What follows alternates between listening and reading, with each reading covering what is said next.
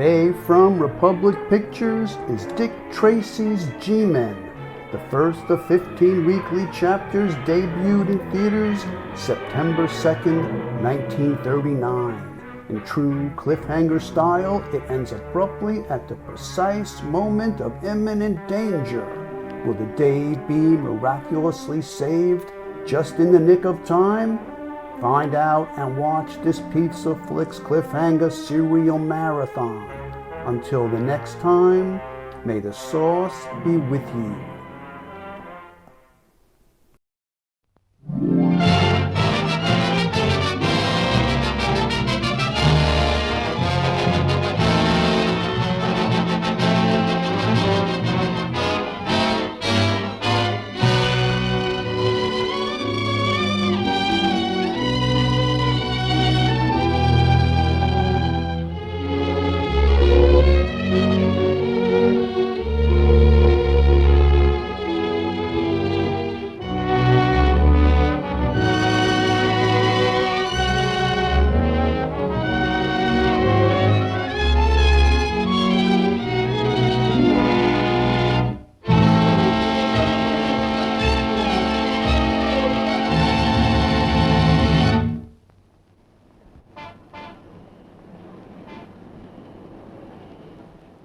Zarnoff, the man without a country, mystery figure of 7 nations, master spy. For 20 years, although his name was linked with the most atrocious outrages against peaceful governments, nothing could be proven. Zarnoff, the most hated man on earth. From where did he come? Where did he go? No one knew. His appearance in any country meant always trouble. His gigantic spy ring encircled the earth. His agents were everywhere. Powerful, democratic America was not overlooked by Zarnoff. The parade of events gives you a reenactment of Nicholas Zarnoff's capture. While crowds held back by police watched breathlessly, Dick Tracy and his G-men closed in on the arch-criminal, trapped for the first time in his sinister career. Here you see Tracy giving last-minute instructions to his G-men. Watch, while Tracy, covered by his G-men's barrage, braves death to smoke Zarnoff out.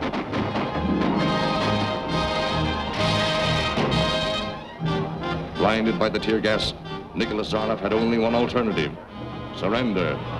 And a few moments later, he was in the custody of the Federal Bureau of Investigation. In this building on October 22nd, Zarnoff was found guilty. Judge Stoddard passes the sentence. Nicholas Zarnoff, under the state law of California, the court sentences you to death by lethal gas. And may God have mercy on your soul. In closing, let us hear from the man responsible for Zarnoff's capture. Dick Tracy of the Federal Bureau of Investigation. Nicholas Zarnoff was like a rat, gnawing at the foundations of democracy. Like any other rat carrying germs of plague and disease, he had to be exterminated. I sincerely hope that his execution on June 14th will serve as a warning to any other spies or troublemakers who might think America is easy pickings.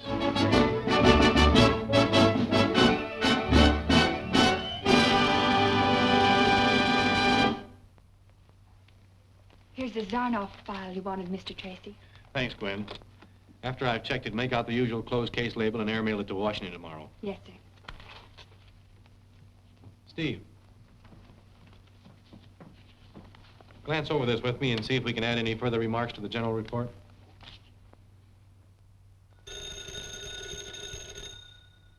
Hello, Tracy speaking. Zarnoff has requested to speak to you. I guess thinking of his execution tomorrow has loosened him up. Good, I'll be right over. Keep this file open. Zarnoff wants to talk to me.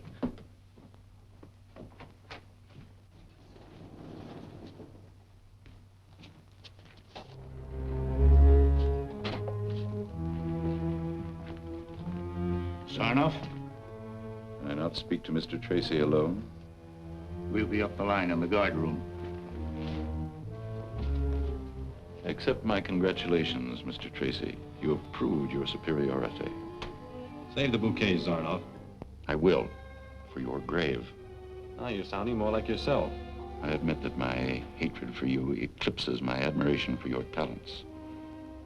But I'll get to the real reason why I sent for you.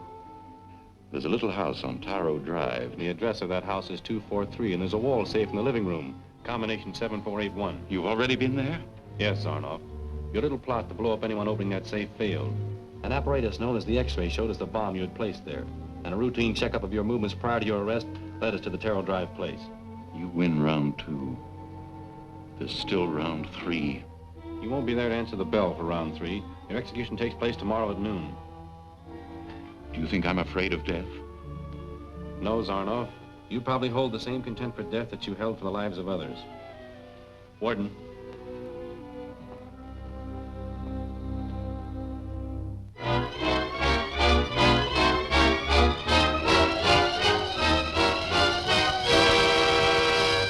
And what was the last request made by Zarnoff, Warden?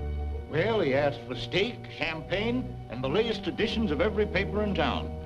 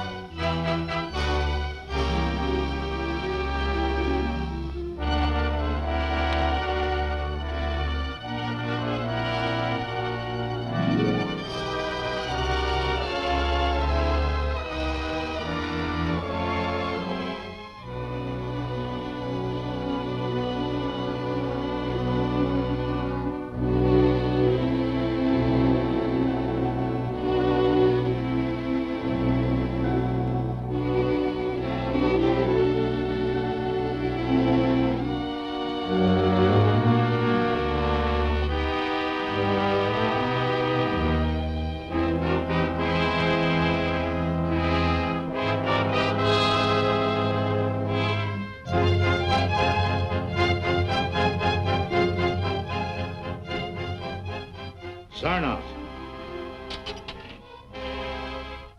Zarnoff.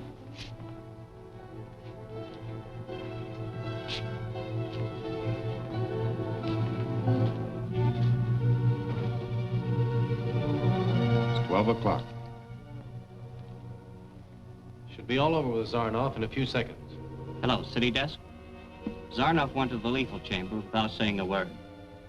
10 minutes later, the prison doctor pronounced him deader than a mackerel. Yeah. They're carting him off in the morgue wagon now.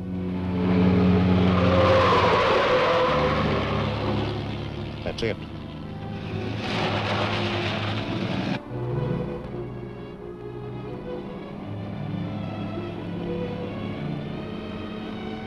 Get to your post. Give me a hand.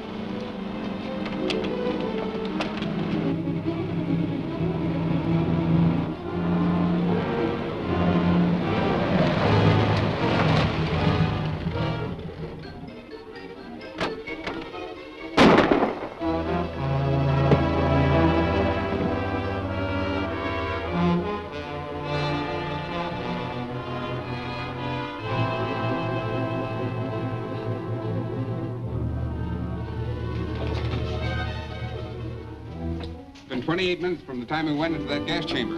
Have to work fast.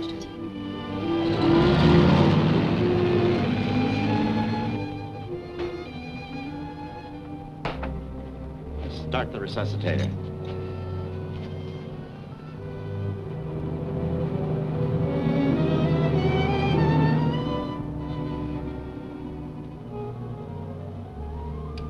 Unless he lives, you don't either. Why, we've done everything possible. A trace of gas in the bloodstream. Why, we...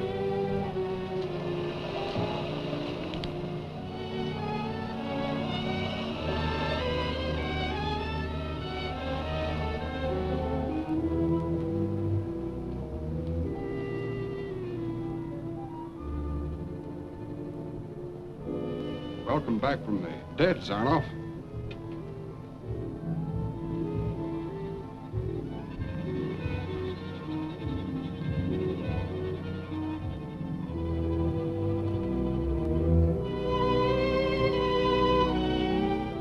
What's the matter?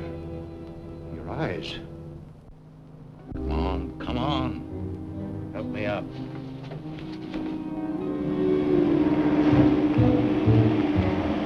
I've cheated the law, outwitted the deadly science of the lethal chamber, but at a price no mortal man was ever expected to pay.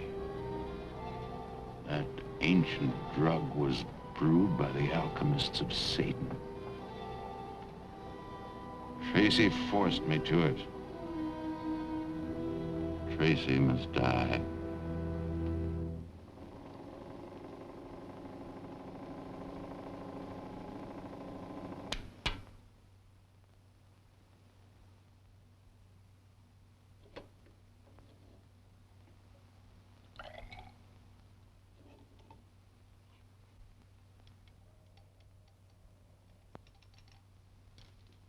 I thought that you, with your knowledge of the Far East, could determine the nature of the drug, Doctor.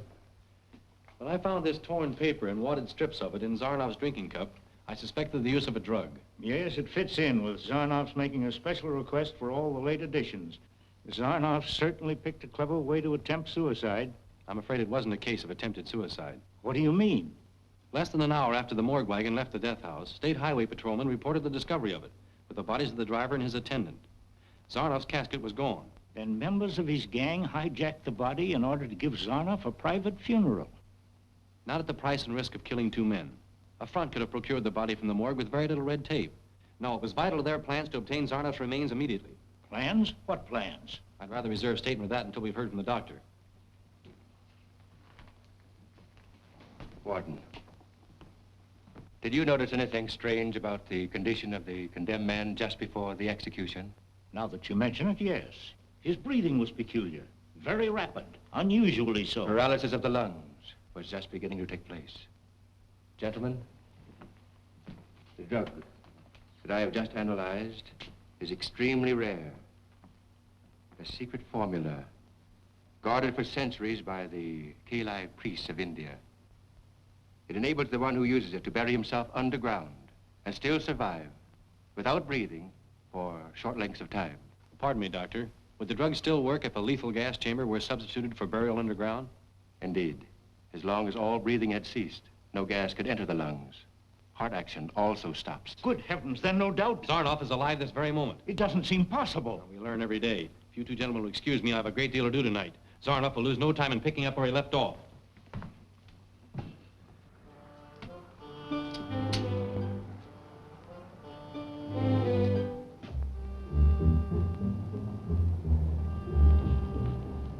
The ink reservoir is right there.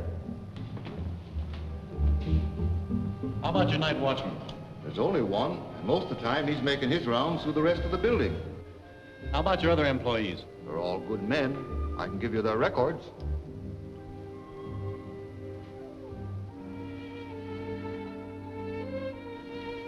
Has one of your men the tip of a finger missing? Why, no. Well, look at this. Whoever left that print supported his weight with one hand while he reached into the reservoir with the other.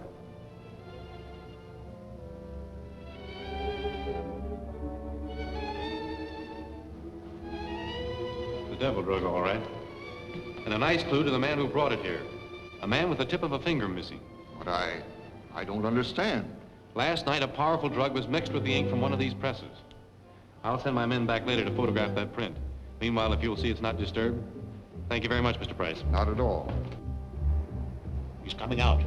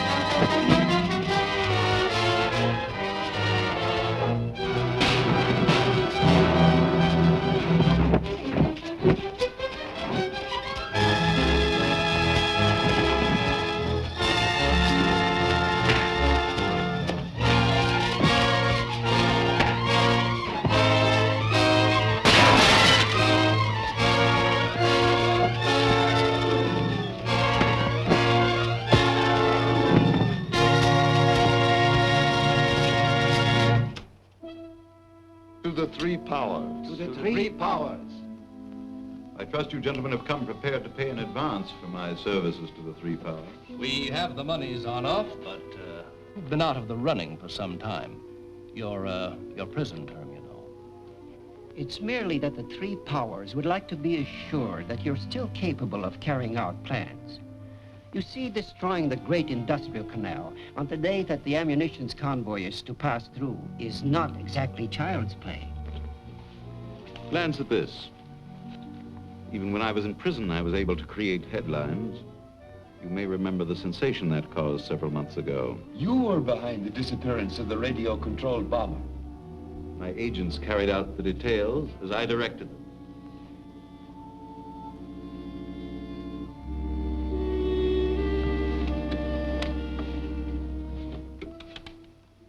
Gentlemen, this instrument is actually a powerful shortwave transmitter. The receiving end may be placed in a boat, tank, plane, or anything you like. The operator sits at the controls, and no matter where the receiving apparatus is, it responds to his touch. The television screen enables the operator to see his target. These buttons will release bombs from a plane or detonate any explosive accompanying the receiving equipment. Gentlemen, with a powerful instrument of this kind, it will not be difficult to demolish the key locks of the canal completely. Our report on this, I'm certain, will satisfy the three powers. We'll not question you any further concerning the details of your plan. That's very fortunate, for I shouldn't disclose them in any case.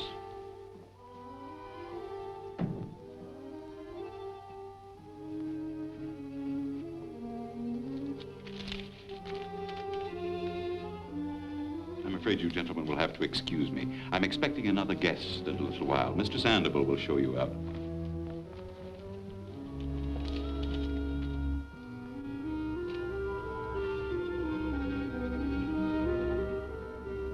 Meeting you under these circumstances is a pleasure, Mr. Tracy. Shall we call this round 3? You didn't bring me all the way here just to kill me, Zarnoff. They could have done that for you in the alley. I like to mix business with pleasure. By that, I'm supposed to presume that you want to exchange my life for government information? Not at all. You die in any case. But there are 2 ways of dying, Mr. Tracy. The hard way and the easy way. What information do you want? The frequency key for decoding government messages. I have an intercepted message here. If you give me the key and it works, your death will be swift. If you'll give me some paper. Untie his hands.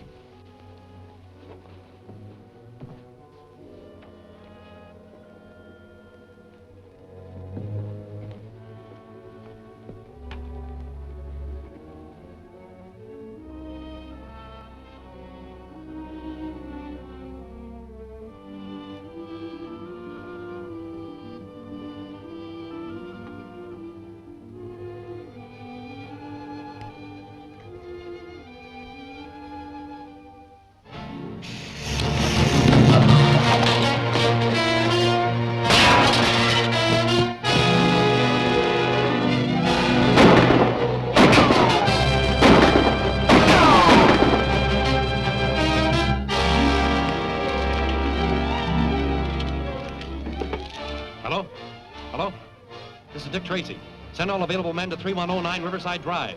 Urgent. 3109 Riverside Drive.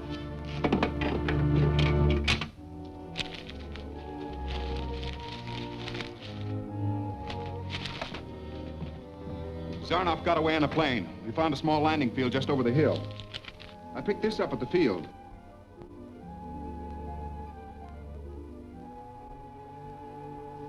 This may be our only clue to where Zarnoff has gone.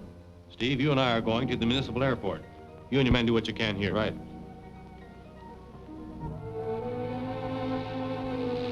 It's a weather report on flying conditions, all right. Yes, but for what location? Well, let's see.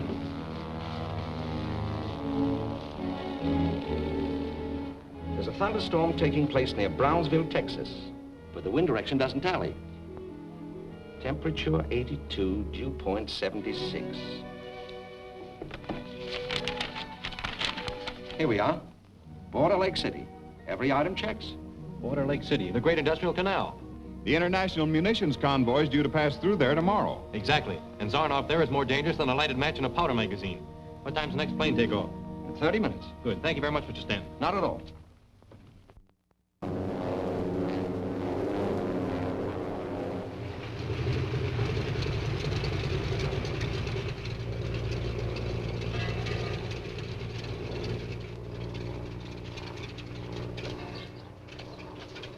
Mr. Tracy. Hello, Lieutenant. You remember Steve Lockwood? Surely. Hiya, Reynolds. Where to? Headquarters.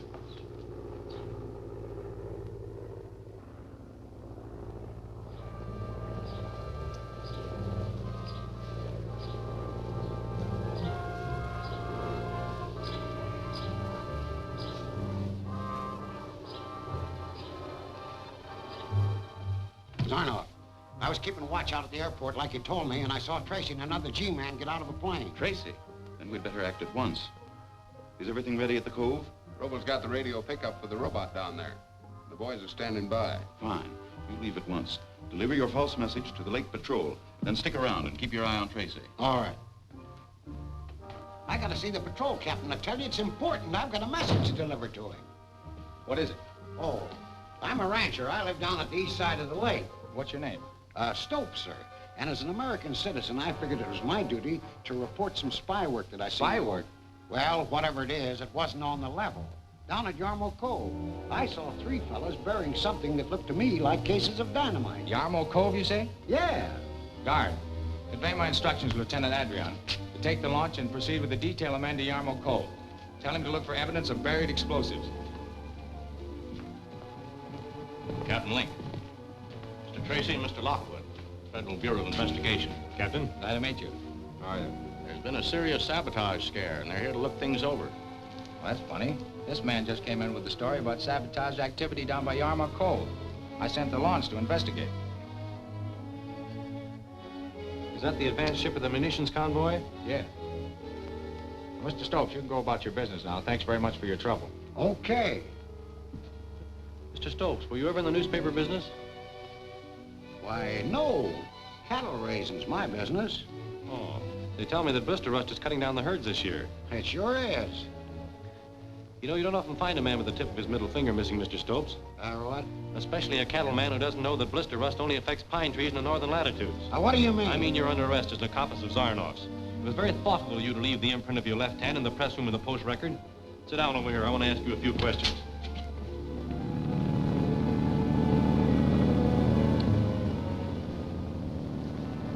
Here they come, boys.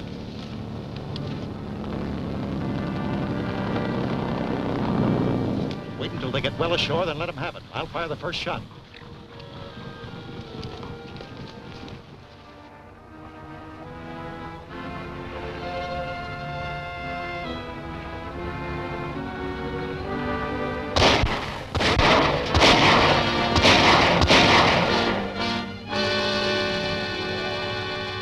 I tell you, I don't know anything about it. We're wasting good time with this man. One thing's sure about that Yarmo Cove story, it's a phony. Your men have either gone on a wild goose chase to get them away from here or into a trap. It'll only take a few minutes to fly over Yarmo Cove and check up on them. Is there a plane handy? There's an airport right down by the beach. Good. Keep this man under heavy guard and be on the lookout for anything. Zarnoff may be planning to strike at any moment. Come along, Steve.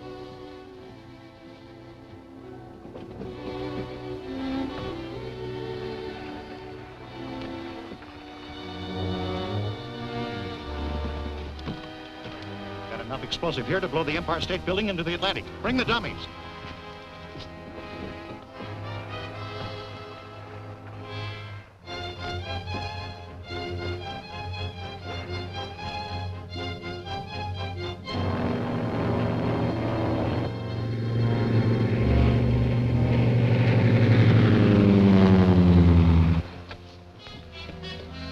All right, boys, clear the boat.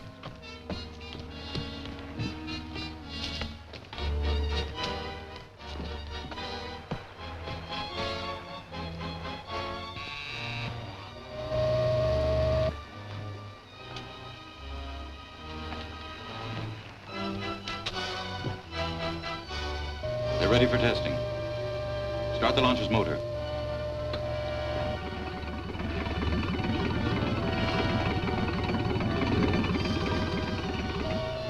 It's working all right. Now test the rudder.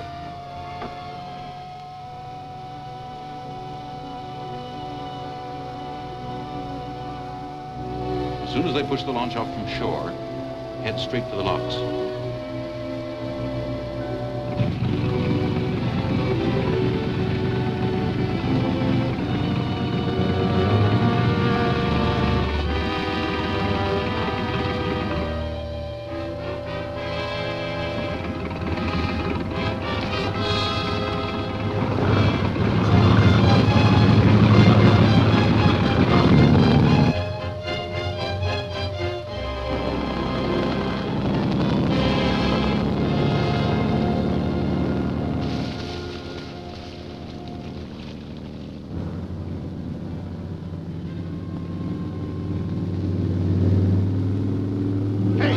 Sight.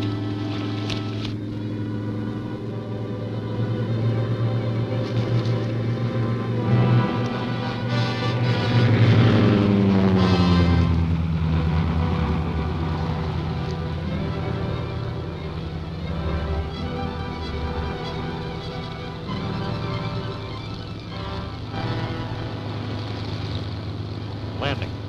If they discover anything, we'll take care of it. Come on.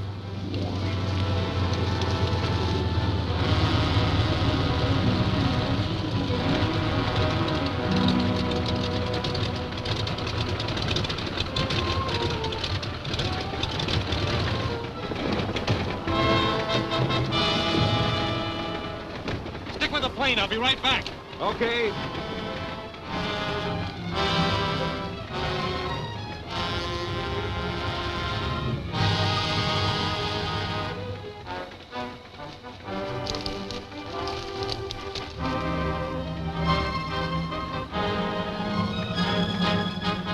Just one guy coming. When he gets close, you two grab him.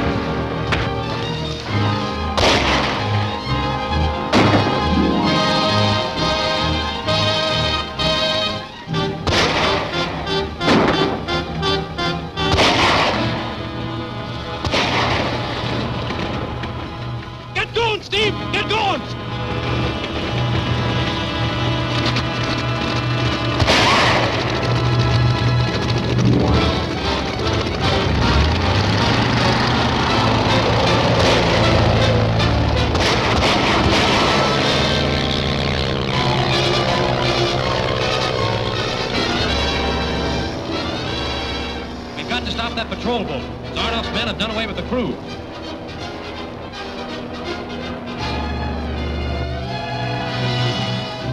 It's a clean sweep to the locks now.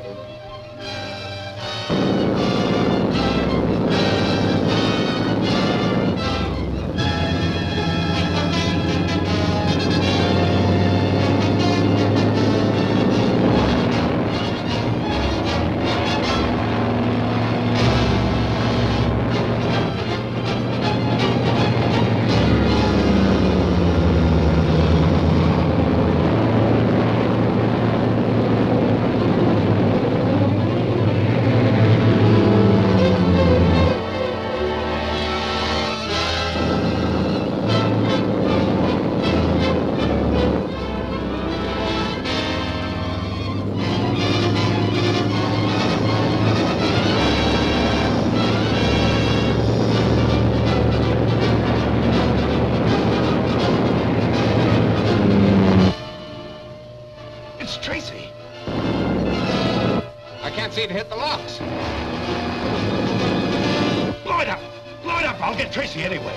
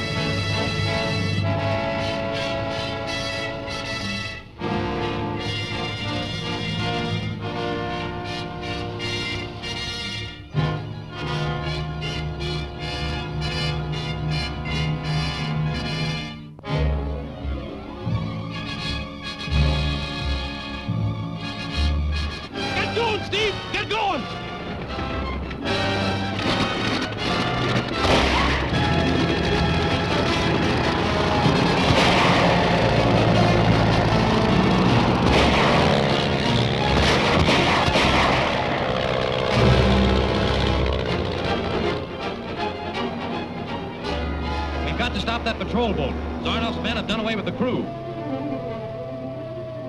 It's a clean sweep to the locks now.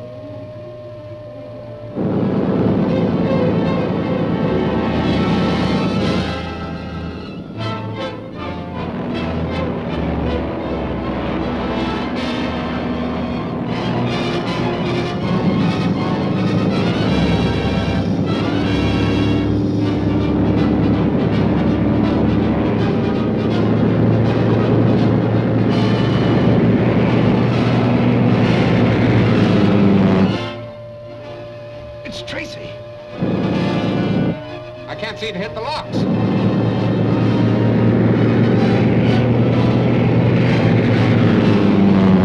Blow it up! Blow it up! I'll get Tracy anyway.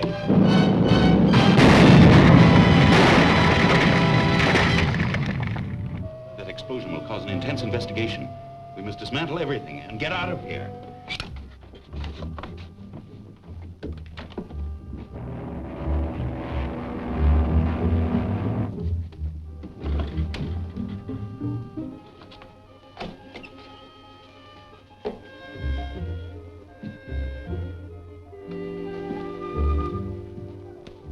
Three different stations picked up the radio signal from the robot control and triangulated them. Apparently, the lines intersected at this point. This is the room, all right. But we're about 20 minutes too late. Zarnoff will never remain here after his attempt to blow up the locks. But where he'll turn up next, there's no telling. We'll go back to our headquarters, Captain, and do everything we can from there. All right.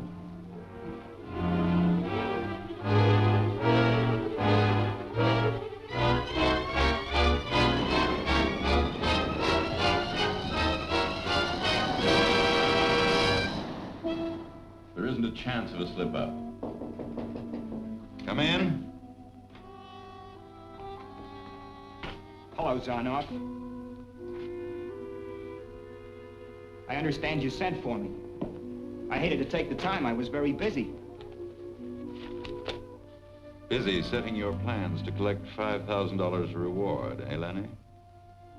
My men have kept me informed as to your activities. You know how I deal with stool pigeons and traitors. Zarnoff, it's a frame. I wasn't going to squeal. Take him away. No, you don't. Stand back. Not a move.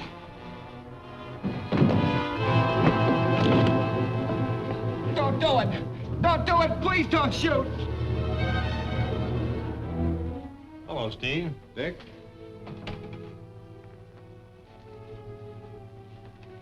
Thought for a while we might get a tumble from some stool pigeon on that reward angle.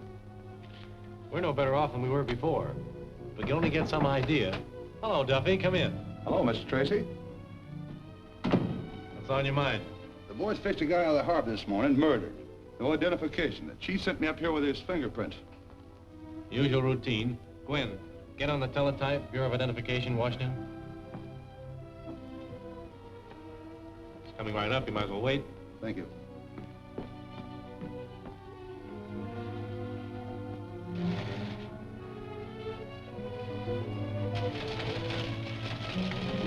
Interesting case? Not very. Usual stuff. Drowned? Shot 5 times in the back. I see, just the usual stuff. Any marks? All the labels and honor marks are cut out of the clothing. Nothing in the pockets. Pretty thorough job. Yeah? Nothing much we can do about it. Unless we can find out who it is.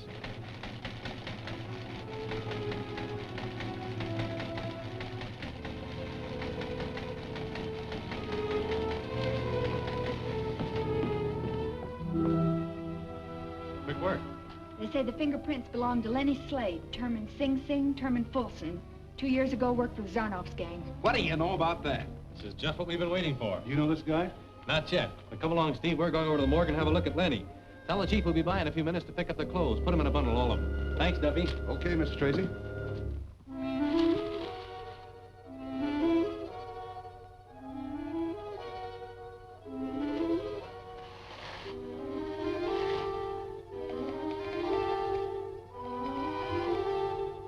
Brick dust, same as in the cuffs. And fish scales, same kind. Gwen, bring me the volume on marine life on the Pacific coast. This specimen's from the cracks in the shoe soles.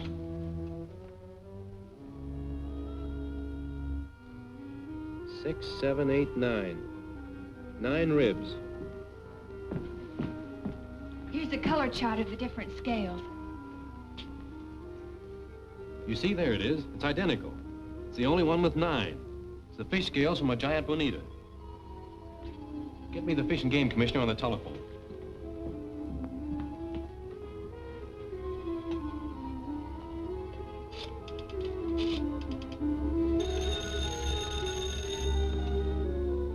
Hello.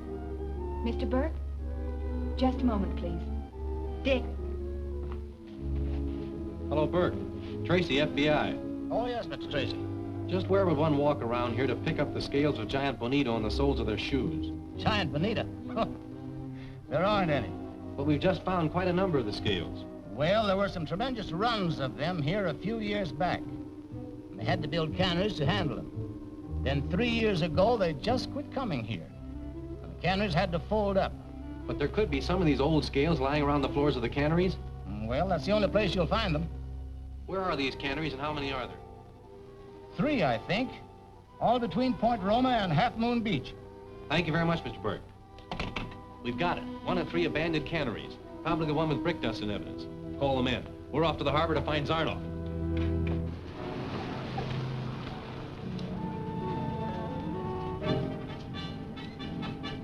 Steve and I'll take the Pacific canneries. About a mile from there is the Mortensen plant and the Tidewater outfit. Foster, you and Wilbur cover the plant. You fellas take the other.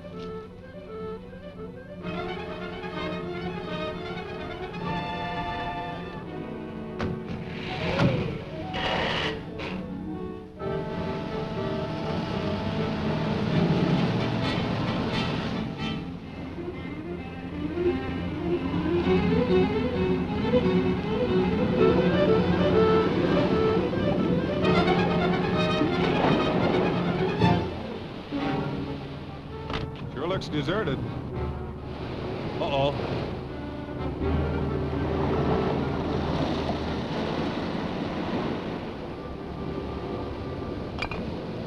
This is the place, all right. You drive back and bring the boys here. I'll take a look around in the meantime.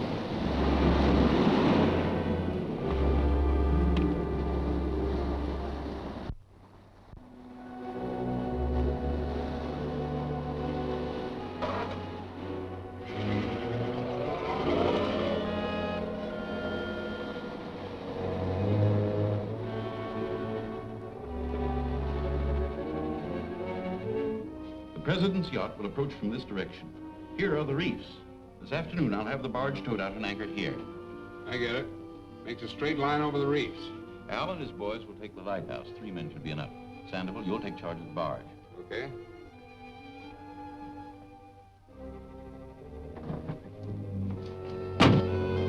Don't move. Stand up, Zarnoff. Now turn around.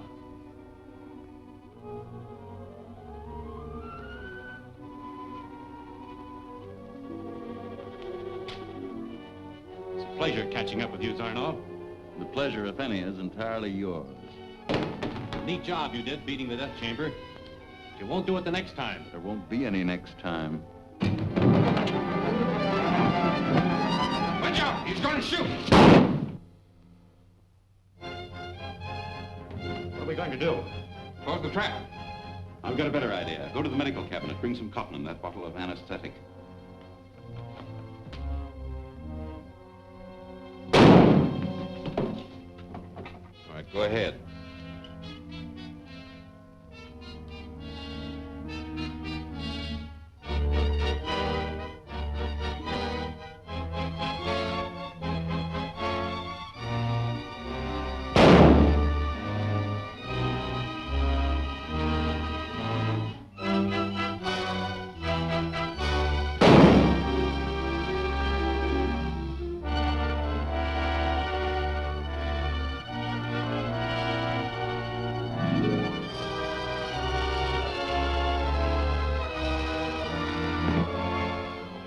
Ought to be enough.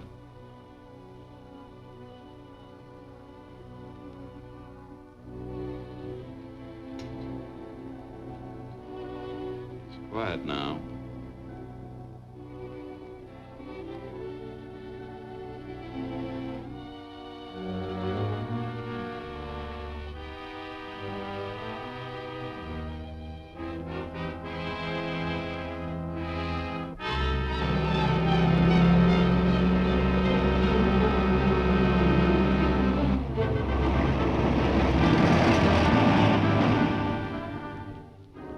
Take a look about in case some of his men are with him. Come on, snap out of it.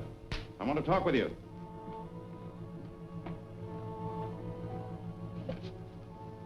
Anchor that chair to the floor.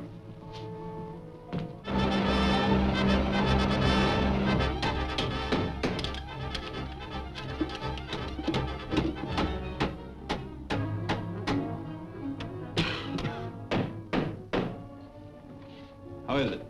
Solid as a rock. Give me a couple of nails in this chair. Do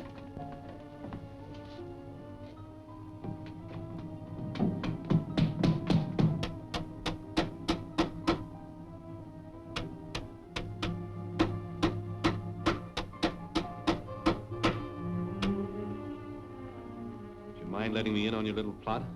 Not at all, Mr. Tracy. Your G-men will come charging into this room as soon as we leave. The first man to turn the knob of this door will probably be shot with a gun here. I see. The others will promptly fire a broadside through the door.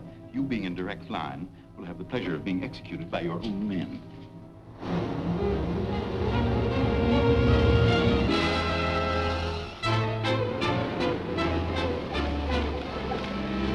You take that window in there. You come with me and take the window down the hall.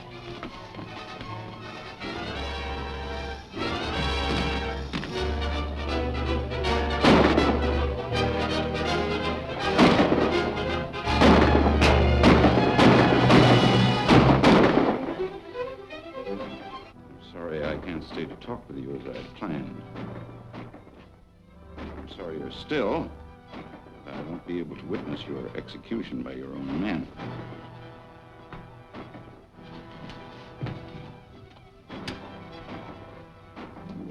All right, we better go.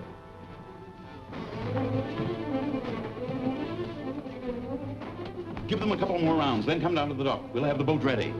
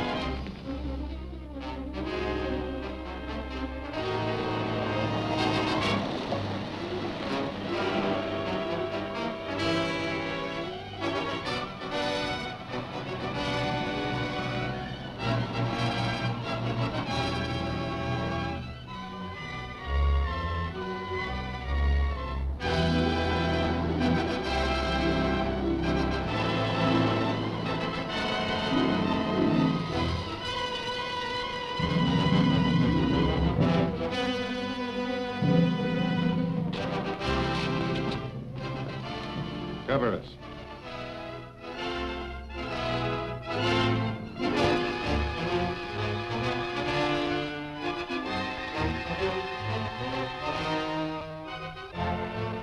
This should be it.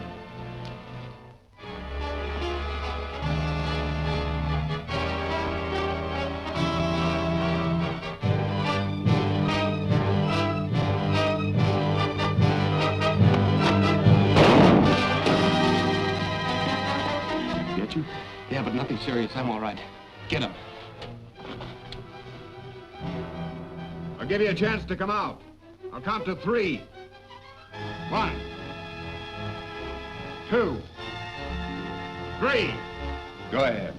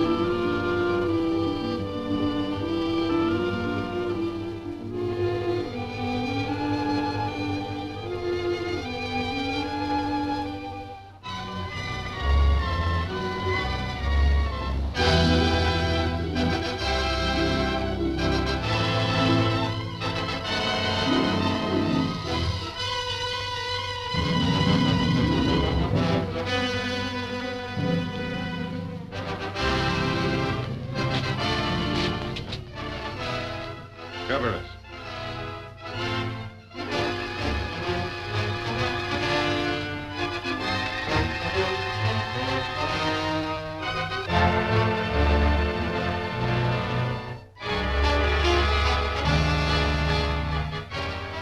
This should be it.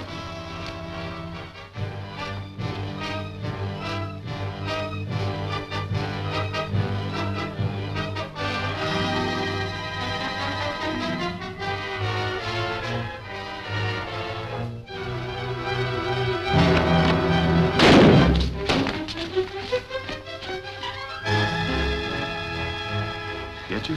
Yeah, but nothing serious. I'm all right. Get him. I'll give you a chance to come out. I'll count to 3. 1, 2, 3. Steve, hold it. It's Tracy. Break her down.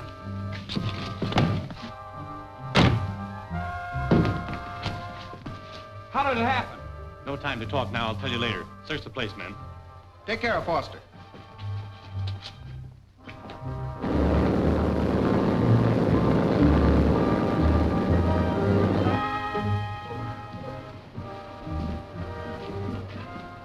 What luck?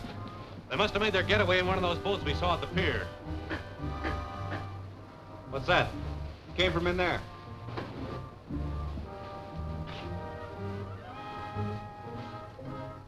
Open up.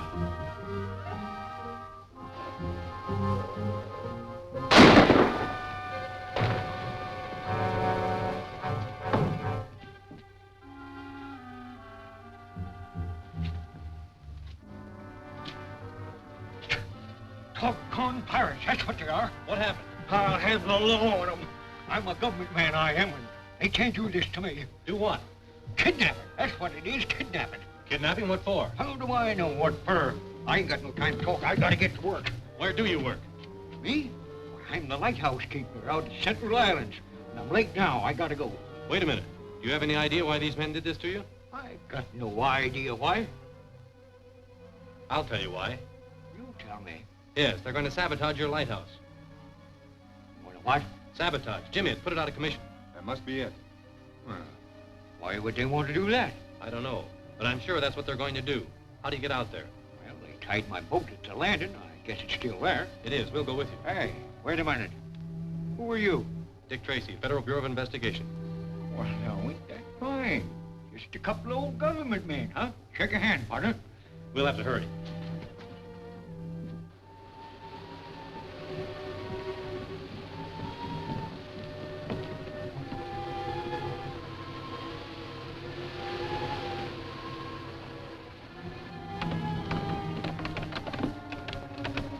Hey, I can't take the tree, you fellers. Okay, Cap. You men go over to the Coast Guard. Tell them if the light doesn't come on at the usual time, they better come out and investigate. Right.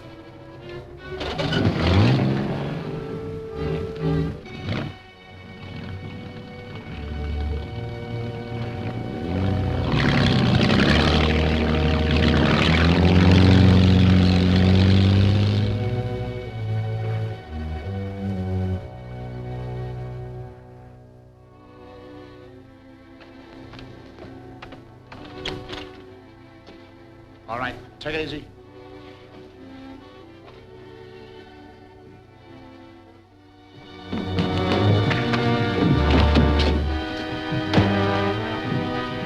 Hold him over there.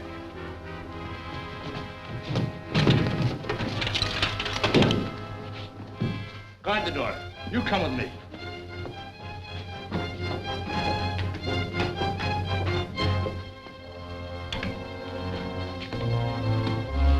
Take this.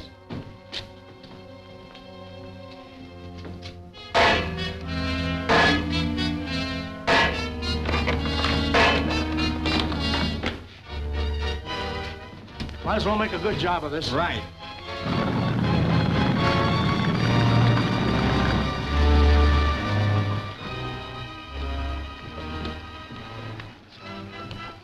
Looks like we've got visitors. That's what I was afraid of. Come on, men.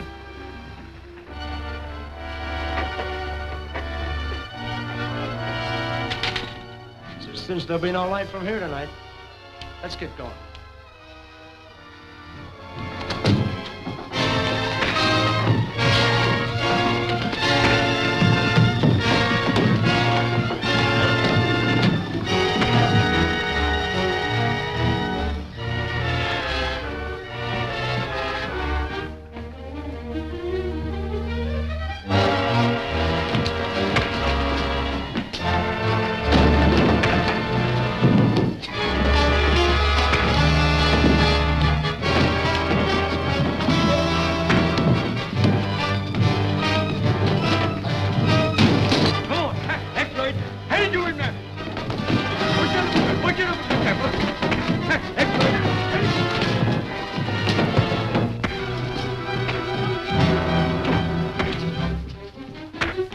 So you're trying to whip my government men, huh?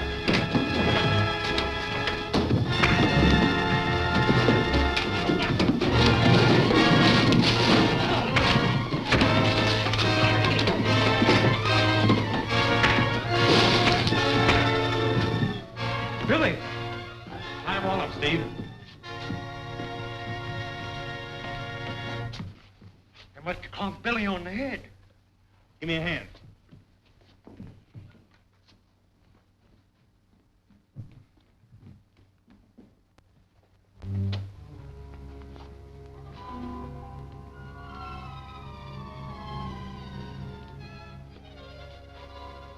Jumping jeepers, 6:20. I gotta turn on the lights.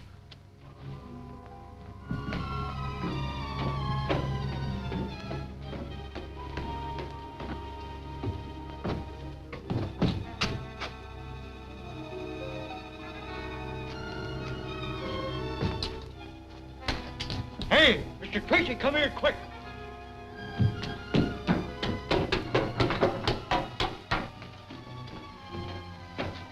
Look.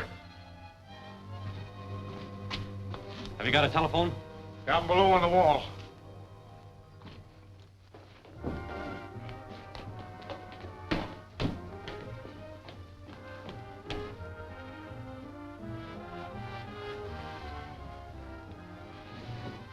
The light. What am I going to do? I left orders with the Coast Guard. They'll be here in half an hour. I can't understand what Zarnoff had to gain by doing this. It does seem funny. Tell me, Cappy, why did they put the lighthouse here? Because it marks the entrance to the harbor. I know, but why did they put it so far to one side? If you're going to ask the darndest questions, why put it here because the island was here. Is there any other reason? Well, of course, there's suicide reefs. Now we're getting somewhere. Go on. How did it get that name? Because it's just plain suicide for any boat to get within a quarter of a mile of them. Nobody comes out alive. So the lighthouse marks a sharp turn for ships coming from the north and gives a straight line into the harbor for ships coming from the south to avoid the reefs. Well, since you put it that way, I guess that's exactly why they put it here. Ships coming from the south. We now take you to the newsroom of the Post Bulletin. Of great interest to all Californians is the impending visit of Senor Witney Mendoza, President of the Latin American Republic of Elora, who is arriving on the Electra to confirm important trade agreements between the two Americas. The Electra passed through the Panama Canal on Thursday and is due in our home port here between 8 and 9 o'clock tonight. President Mendoza is a key figure in world peace if anything should happen to him. That's right. Zarnoff is hoping the ship bearing the president will be wrecked on Suicide Reefs. Say, I seen some fellers working all day yesterday, anchoring a fishing barge in direct line with them reefs. Fishing barge? Mm-hmm. Good work, Cappy. A false light on that barge would lead the president's yacht straight into disaster. How long will it take to get to the barge? You can get there just about dark. Come on, we have no time to lose. Grab those men's caps. Cappy, you stay here till the Coast Guard shows up. Aye, aye, sir.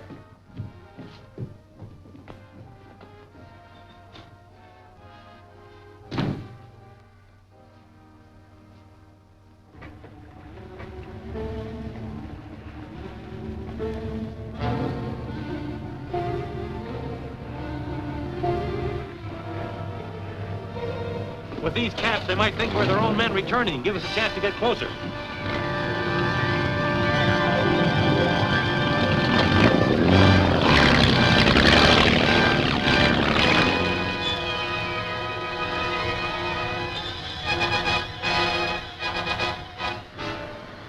Right on the course, sir. We should be in sight of Sentinel Light by now. That's odd. Should be on by now.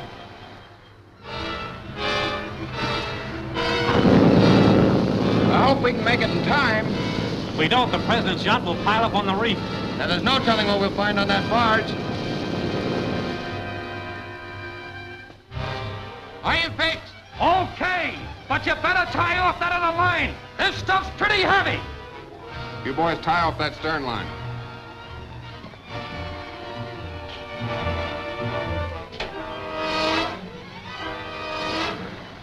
There it is.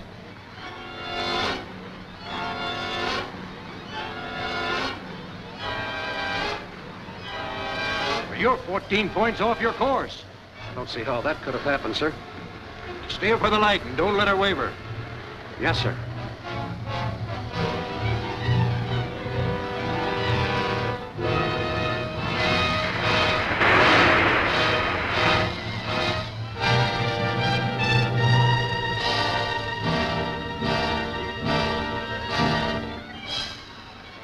Ah, Captain.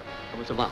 I wish to report to Your Excellency that we're in sight of the harbor. Oh, so soon? Yes, we'll be in port within the hour. Oh. See the light there? Ah, I see it flashing. That marks the entrance to the harbor. It also gives us a course to avoid Suicide Reefs. Suicide Reefs? Sounds ominous. My mission to the States is of vital international importance. I know that, Your Excellency. But what is still more important to me is my skin. I know just how you feel. I have one, too. Yeah.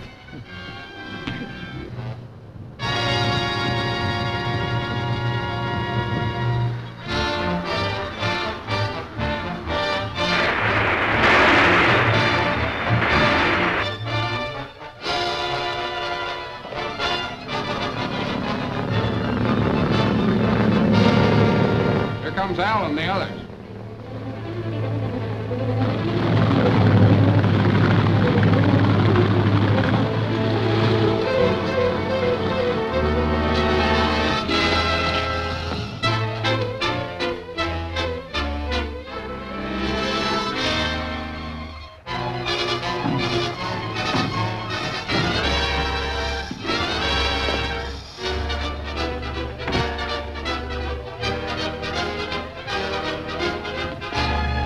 G-men, get down.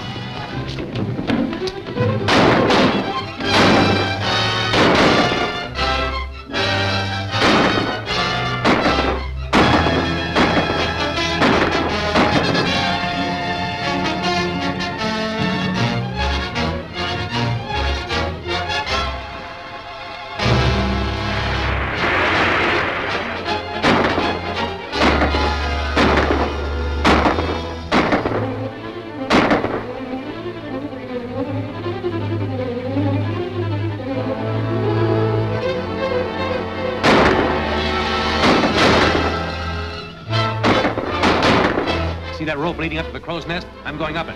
But Dick, you can't make it. It's our only chance. Another 5 minutes delay may cost the life of President Mendoza and his whole crew. Cover me. Look! Shooting down!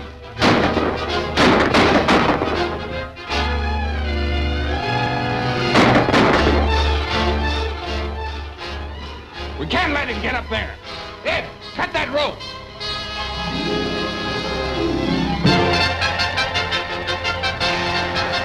Suicide reefs are the worst on this coast. Just keep her steady on that light. Yes, sir.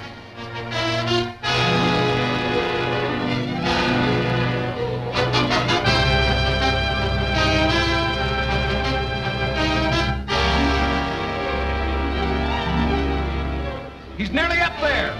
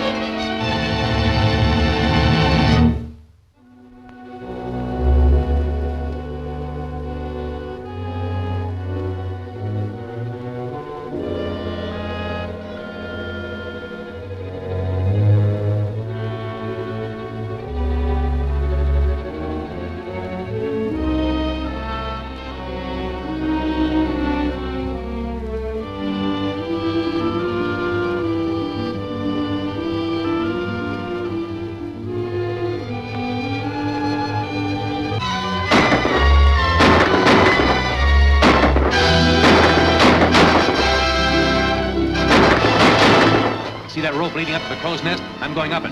But Dick, you can't make it. It's our only chance. Another 5 minutes delay may cost the life of President Mendoza and his whole crew. Cover me. Look! Shooting down!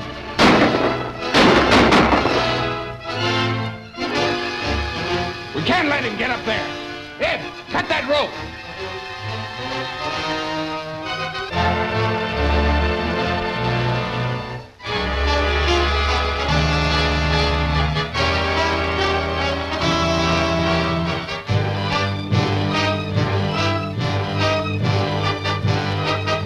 He's nearly up there.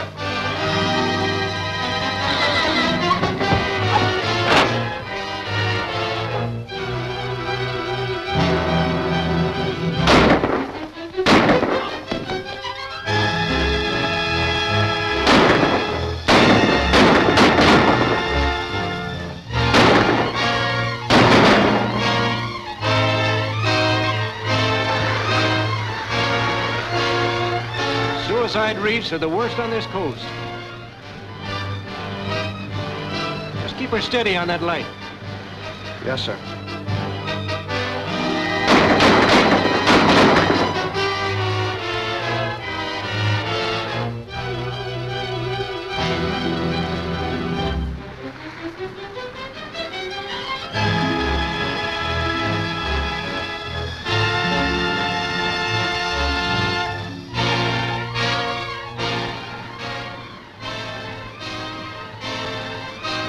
What's happened? Sentinel Island light seems to have stuck.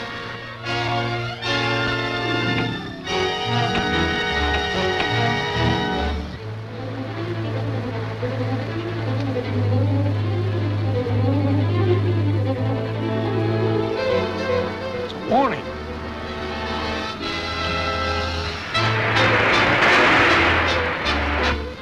Suicide reef!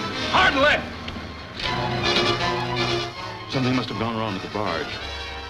The ship's been warned.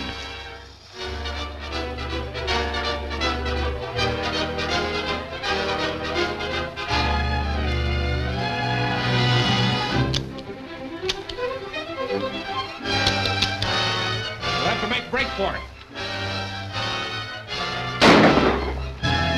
Let's go!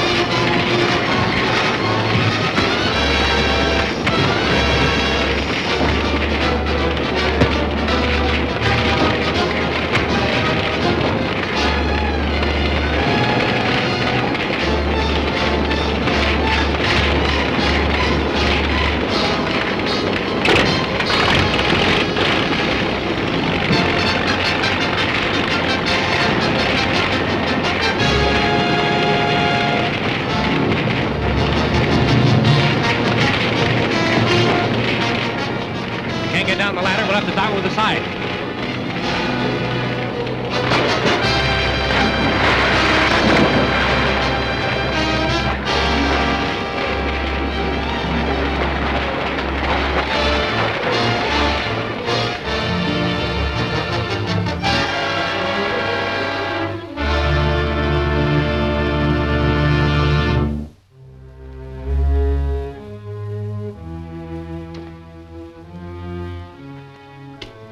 Something I can do for you, gentlemen? Mr. Brandon? Yes? Dick Tracy, FBI. How are you, Mr. Tracy?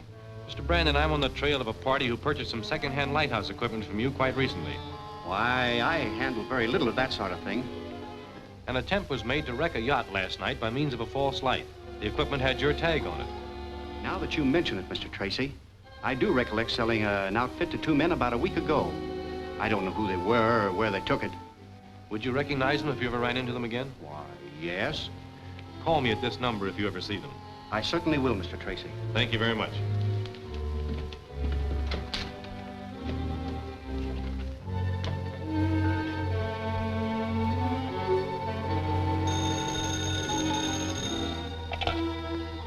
Hello? It's Brandon. Yes, Brandon. Dick Tracy just left here.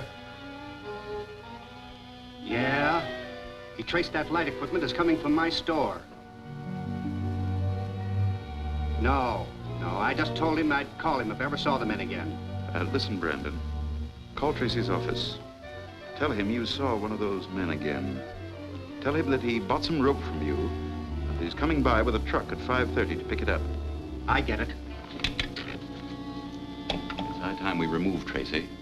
He's got in our way once too often. If he's searching for clues, we'll see he gets the right kind. Here's what I have in mind. Mr. Tracy, Mr. Brandon called about an hour ago. Brandon, did he leave a message? Yes. He said that one of the men you were looking for came into his store, purchased a lot of rope and a hawser, and made arrangements for a small truck to pick it up at 5:30. Well, that's the lead we're looking for. I wonder. Sounds pretty easy, doesn't it? Too easy. You think there's a catch to it? It's too coincidental to entirely suit me. 5:30, huh? If it's a trap, we'll go right ahead and walk into it, but not in the way in which Zarnoff expects us to. Call Scott and Foster in here.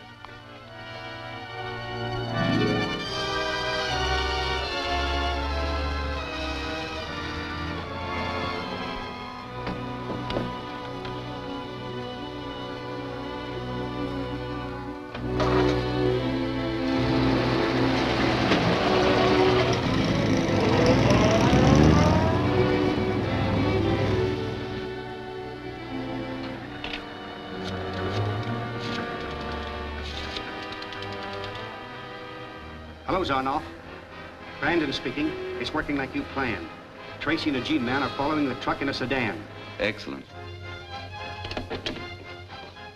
Hurry. They're on their way here now. We'll be ready for them. Now remember, the powder will go off 5 minutes after this clock is set. Be sure to get clear.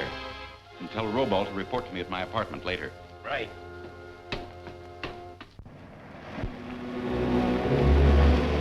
They're headed for the waterfront. The way they're driving, you'd think they were trying to make sure we won't lose them.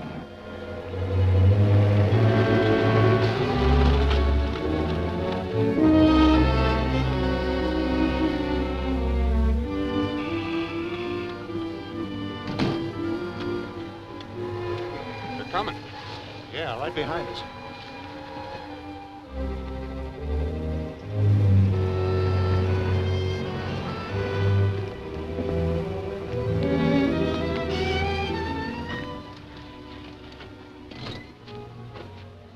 They must hang out on those old barges. Yeah.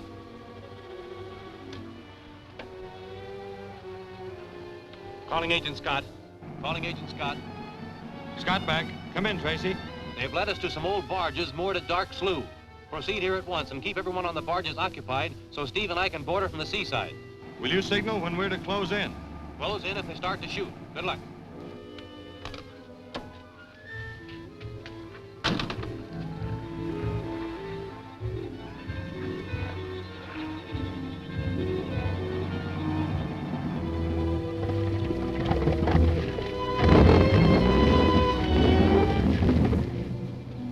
Sure we didn't give them the slip some way? Don't worry, they'll be here. Look. See what I tell you? When they come close, fire a few shots, and then hurry to the launch. The G-men will come aboard as soon as we stop shooting, and then curtains.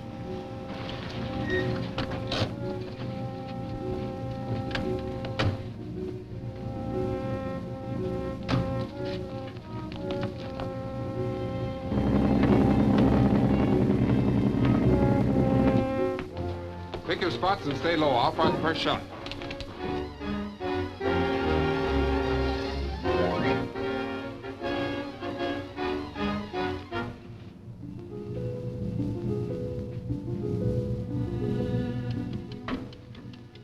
When you hear the first shot, throw that switch down. Then hurry up on deck. Okay.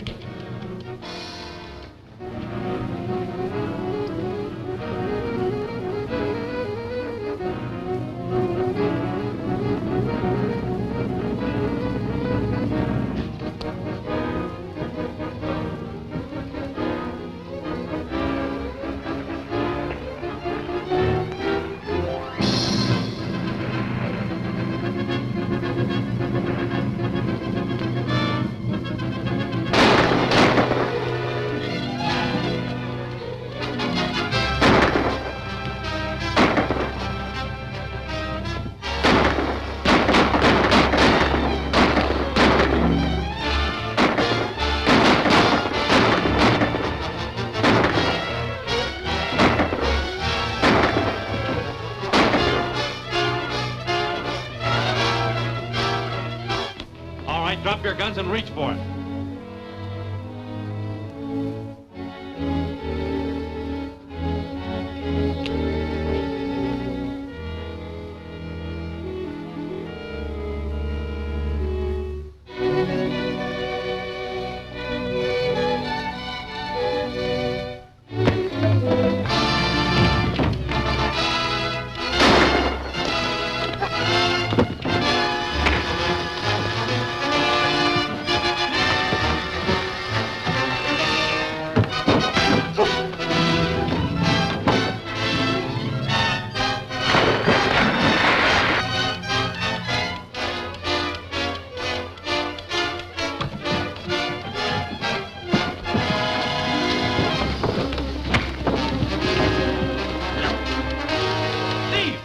Are you all right?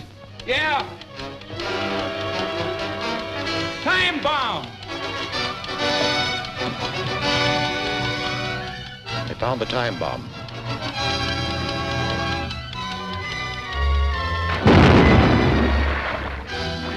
The boat's tied to the other barge. Come on.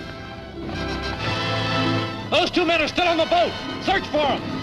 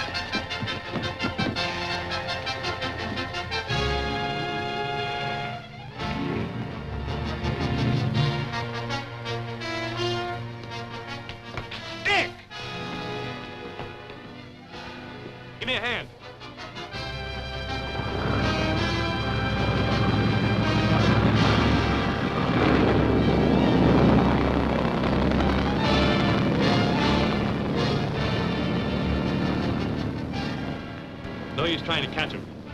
Ted, you take the men Scott's holding to the police. Yes, sir. Steve, you come with me.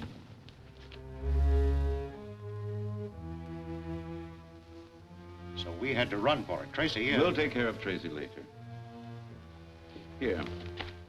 Read that. Gold is of more international importance than armaments. For a long time, I've had a plan ready for this very situation. Benzobia will never see its gold again. Look here. Provo, take your men and go to this point here. Pole 2486.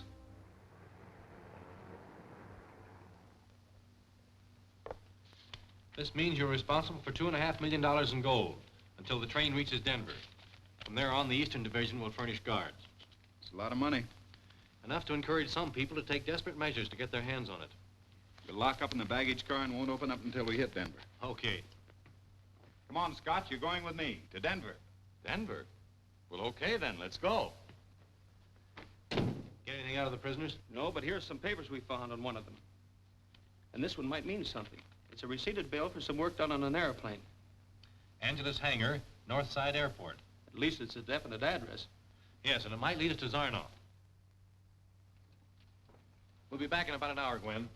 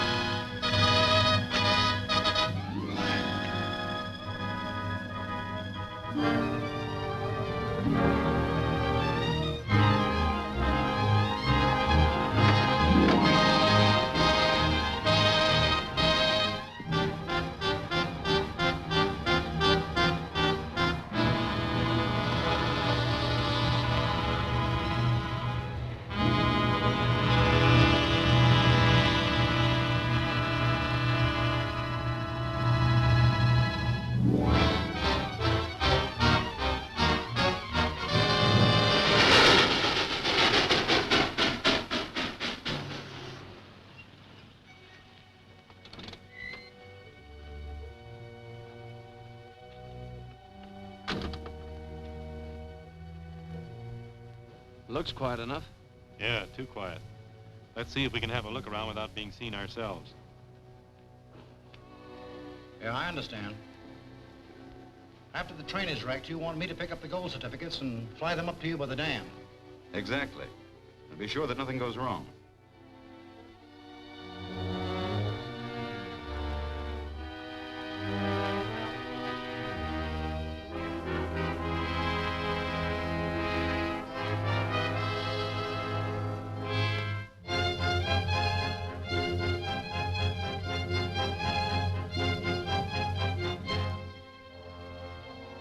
Right.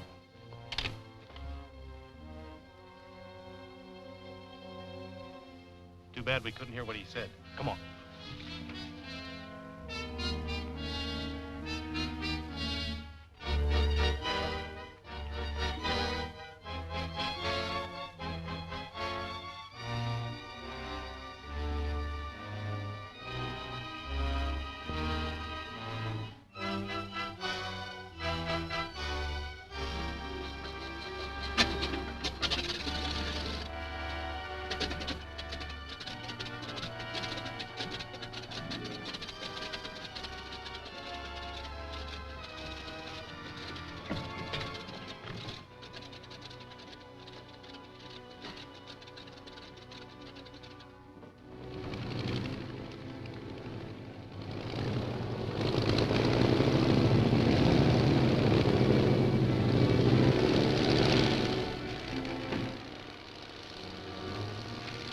Tore the top sheet over this pad. There must have been something written on it.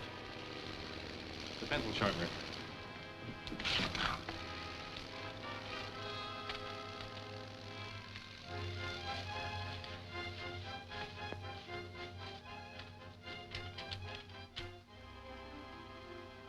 Gold. $2.5 million. That must be the shipment on the Transcontinental Express.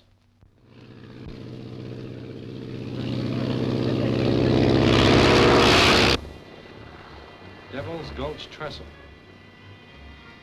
They must intend to hold up the train near the trestle over Devil's Gulch. I'll phone Zarnoff that Slim took off.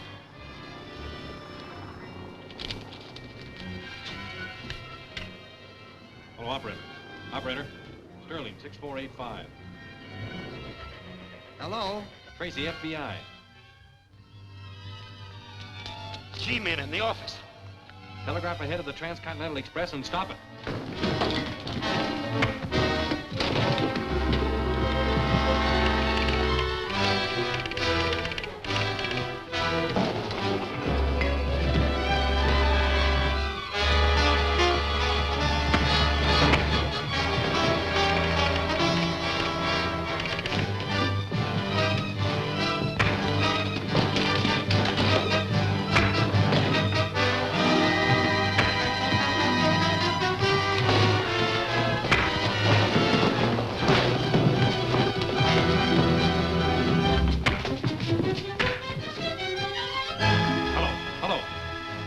Train?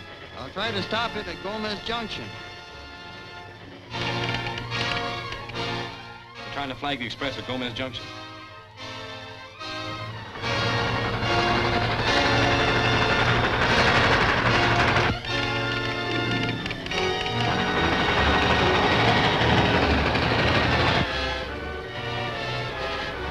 It passed through the junction, too late to flag it. Isn't there any other flag station before Devil's Gulch? No, there isn't. They can't reach the train. Take care of it. All right.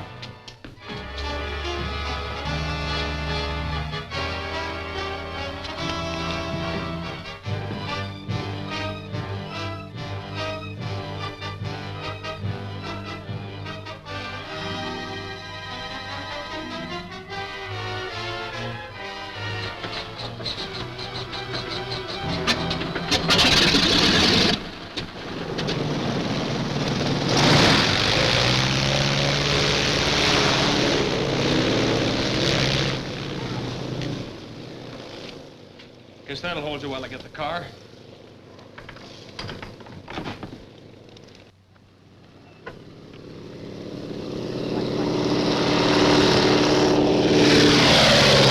Get Al's frequency.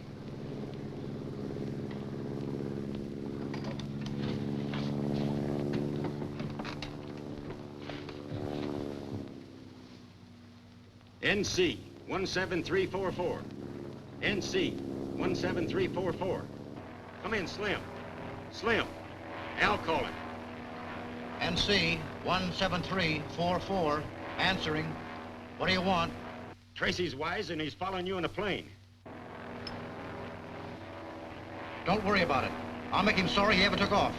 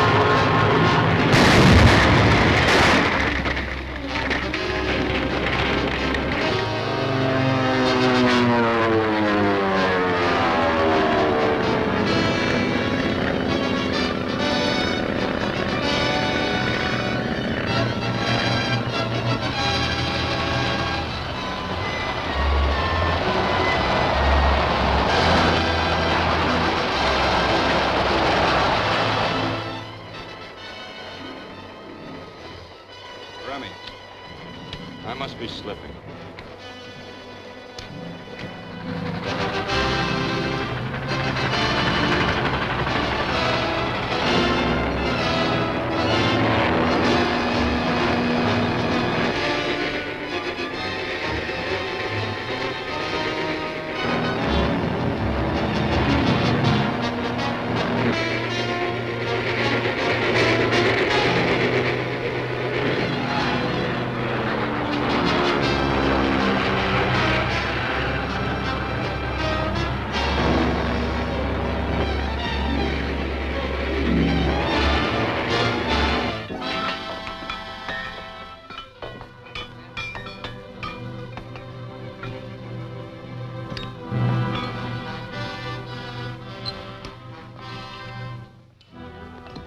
All right, that's got it, boys. Pick up your tools and let's get out of here.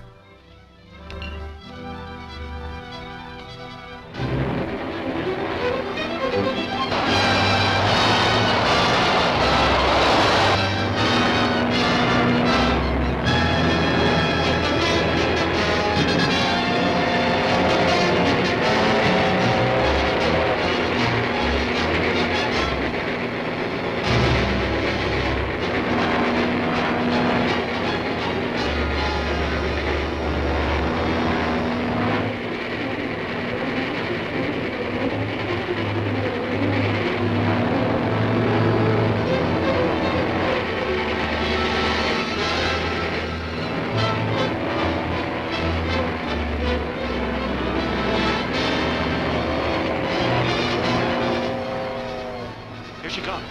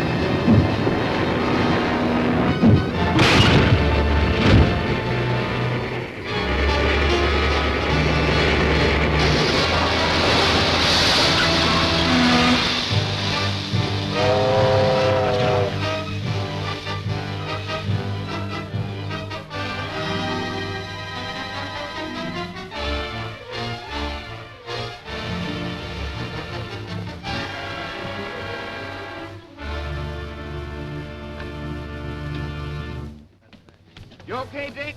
I'm all right.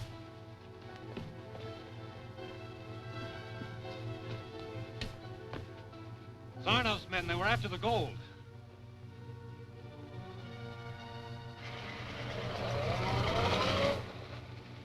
some of them now.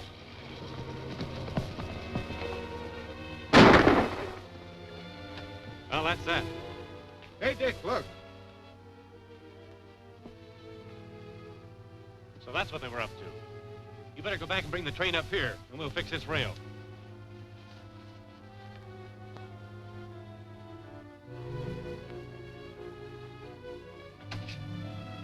Everything all right? Yep, the gold is safely on its way. But we're still no closer to catching Zarnoff. There's no telling where he'll strike next. This note we found at the airport is our best lead. It mentions a meeting at the dam. There's a possibility they may have some sort of a headquarters at one of the dams. There are quite a few around here. Might be any one of them. Yes, and it's up to us to guess which one. Oh, Gwen, get me a list of all the dams in this part of the state. We'll check on all of them. So far, all the dams seem to be owned by the different cities. It doesn't seem reasonable that Zarnoff would have a connection with a municipal project. There is one that's privately owned, the Norton Dam. That sounds more promising. That would be the logical place. It's up in the mountains and closed to the public. At least it's worth looking into. Come on, Steve.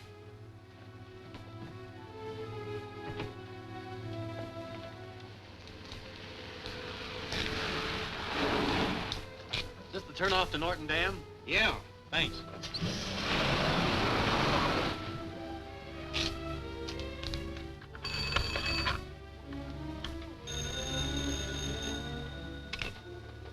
Tracy and another G-man just went by here, headed for the dam.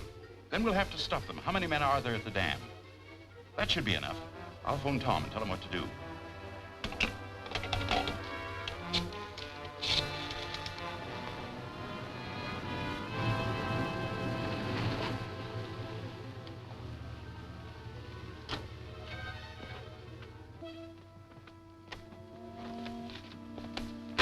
What's the matter? Accident in the mine. Compressor blew up. My partner's hurt bad. Where is he? In the shaft. Just up ahead. Can you help? Sure. Come on, get in the car. We'll go right up there.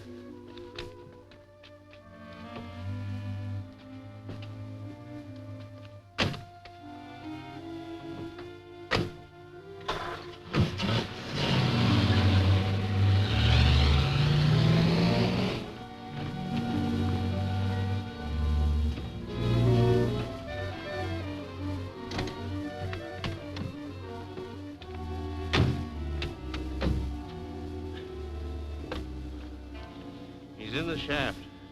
You boys carry him out? I'm all in. Sure.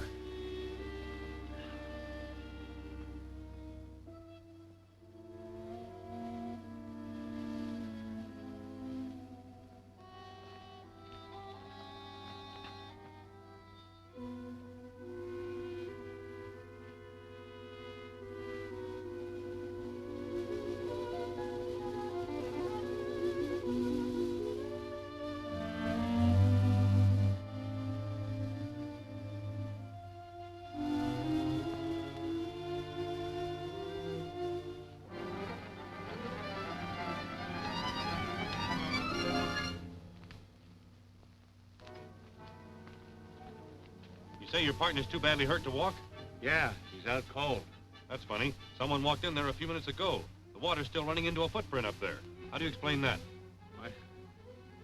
I don't know. I don't know. I think it would be a good idea if you went in there with us. No, I tell you I can't walk. We'll help you. Come on.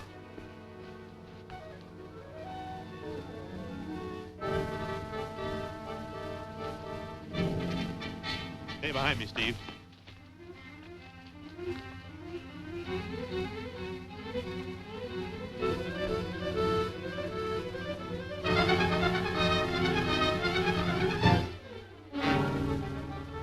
Well?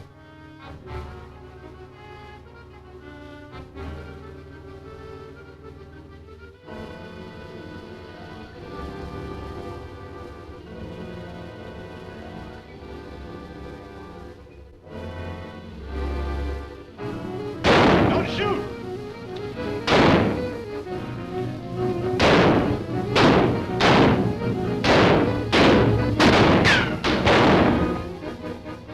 No use, we can't get it. Dodge back and we'll let him in. I'll cover you.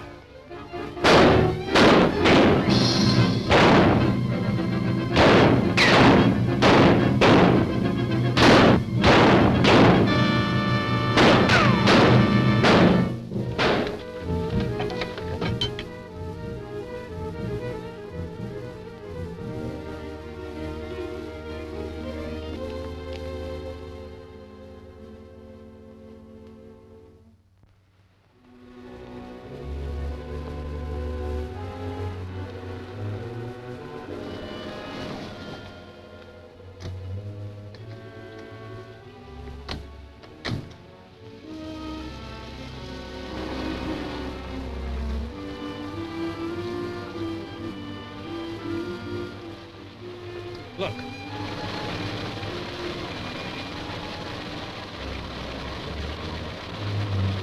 What's that, a diver?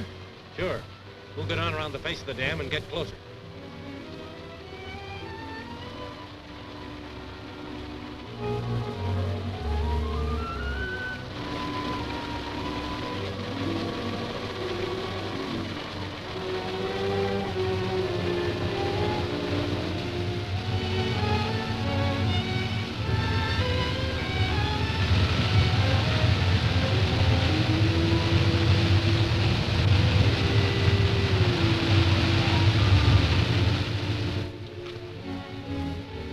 How much more? One more load. Pete'll have it packed up in about half an hour.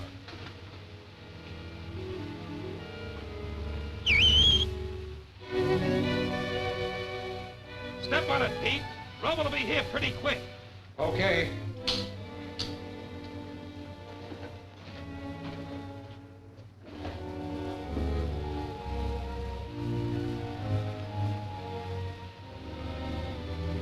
All right, put up your hands. You're under arrest.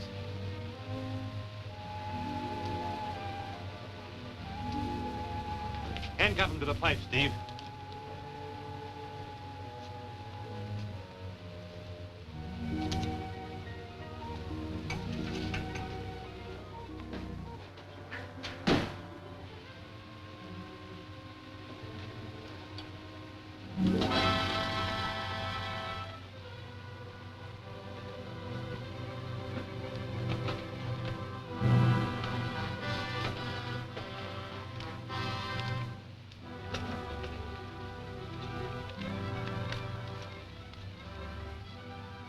This is something.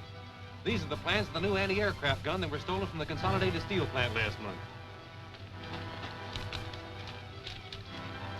And this is a copy of the War Department's secret chart of the minefields in the harbor.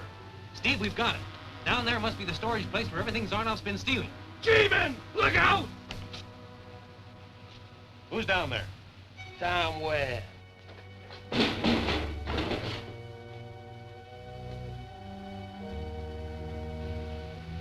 You going down? I'll have to. There are probably more of those papers down there, and we can't take a chance on losing them. You work the hoist and keep the air going. I'll call you when I'm ready to come up.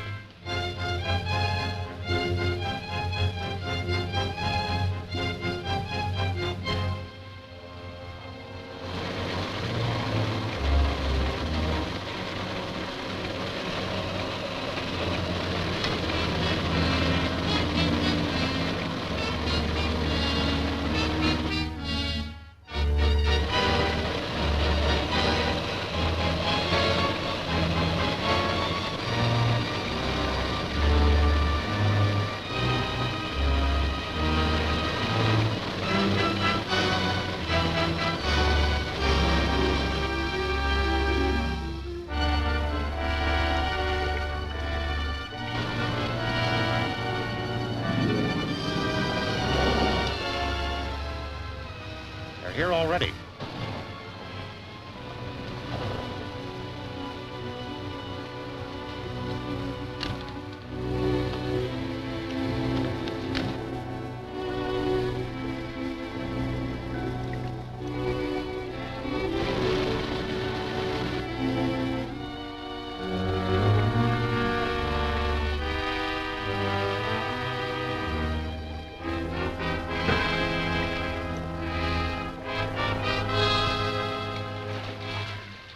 Come on.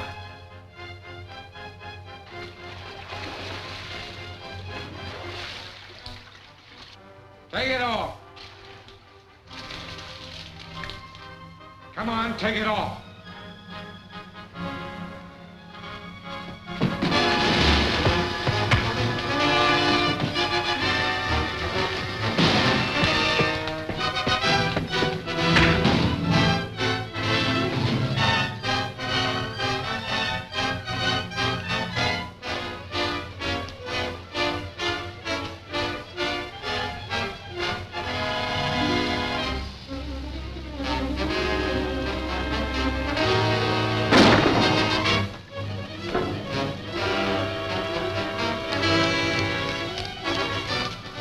Tracy and this guy jumped us. Where's Tracy? He went down to the bell.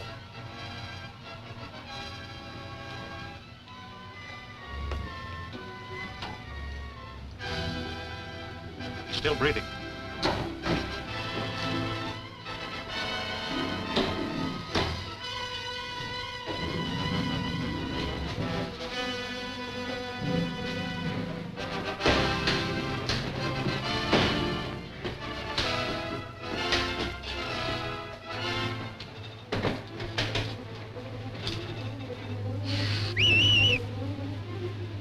All right, Steve, I'm coming up.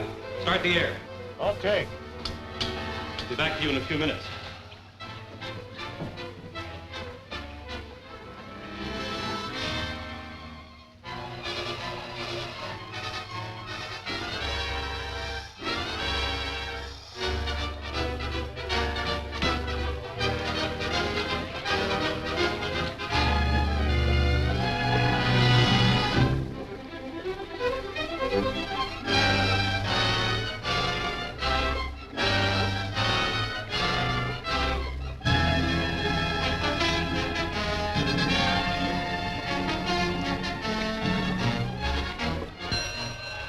That's the bell to come up.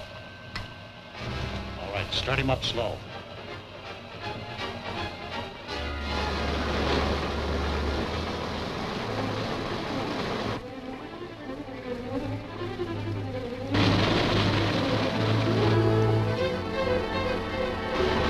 Stop the hoist.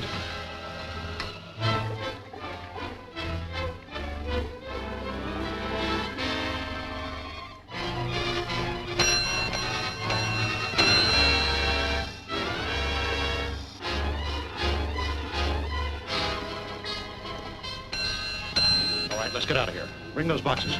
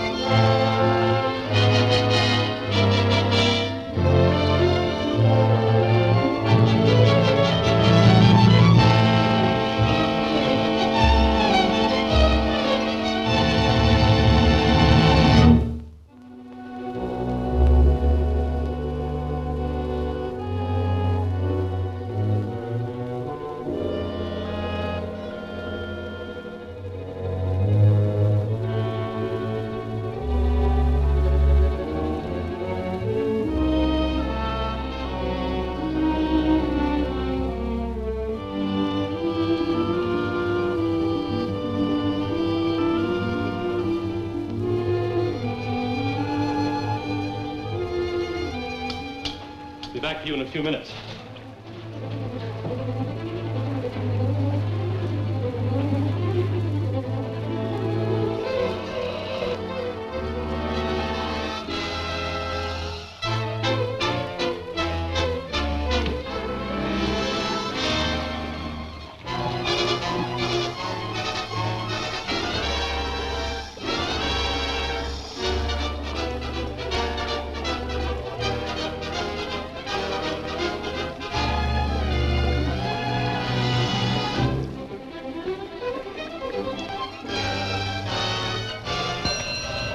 Start him up slow.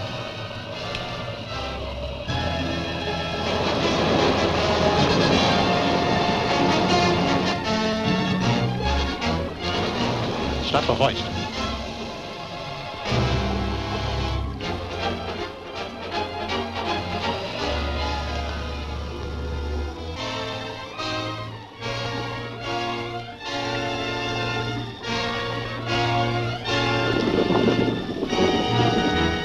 All right, let's get out of here. Bring those boxes.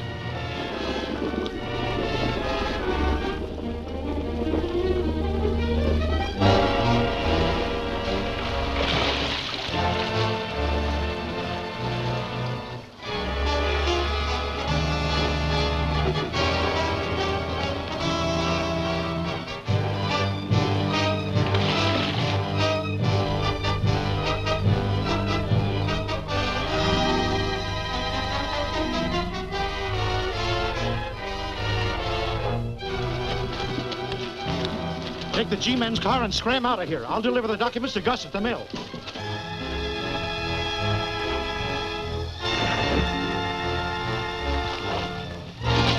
Come on, get him in there.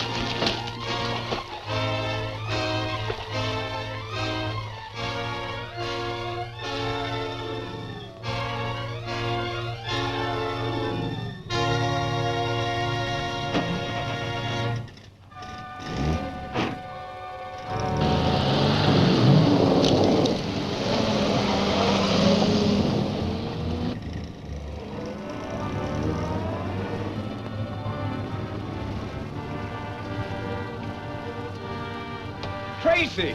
Steve, what happened? Well, Zarnoff's men took a wild shot at me. Bullet came close enough to kind of fan me to sleep for a while. Where did they go? I saw a car driving off toward the other end of the lake. Well, come on. Wait a minute. We can't follow them. The others went away in our car. Oh. Well, there's a forestry phone over there. I can use that. You better stay here and rest till you feel better.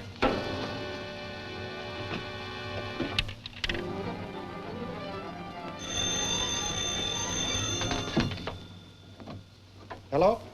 Hello, this is Dick Tracy, FBI. Emergency call. Get my office. Certainly, Mr. Tracy. Just a minute. Hello, operator. Get me FBI headquarters. Go ahead, Mr. Tracy. Hello, Gwen. I'm up at the dam and I need help. Send whoever's available right away. Are you all right, Dick? Yeah, sure. But we're on the trail of something big and we've got to work fast. The men we're after may try to get back to town. Now call the police and have them block all the roads out of here. All right, Dick. Dick's up at the dam and needs help. We're on our way. Calling car 42. Calling car 42. Go to the foot of Norton Grade and stop all cars coming from the dam.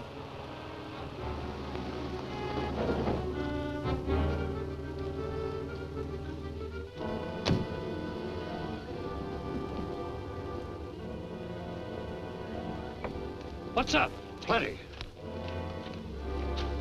Start loading the stuff I've got in the car while I phone the boss. Okay.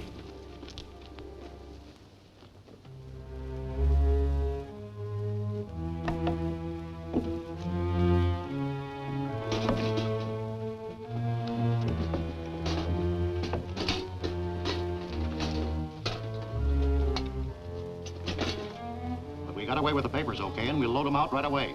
You'll have to hurry. The G-men may be watching the road. Tell Ben to drive the truck as usual. They'll never suspect him. Right, we'll hurry. We won't need that one.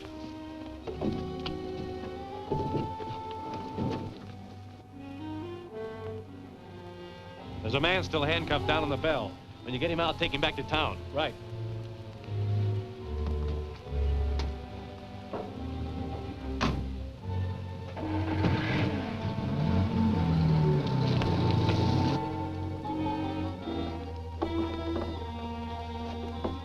Here, wait a minute. Help me replug this. I'll do it. If anyone sees it, it's a dead giveaway.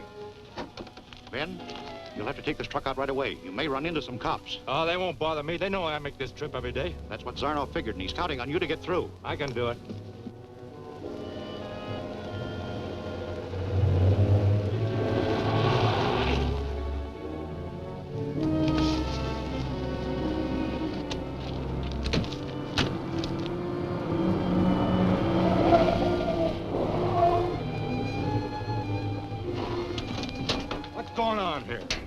FBI. Oh. Sorry, we'll have to search your truck. What are you looking for? Maybe I can help you. You make this trip often? Every day. Steve, you better search the cab.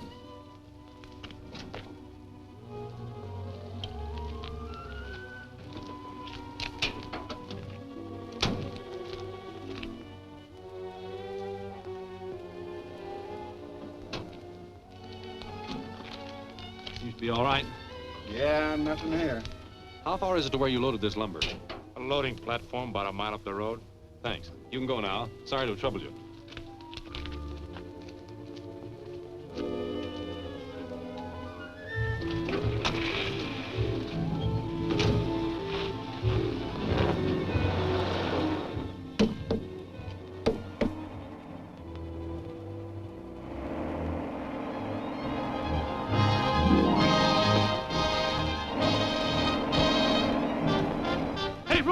There's a car coming.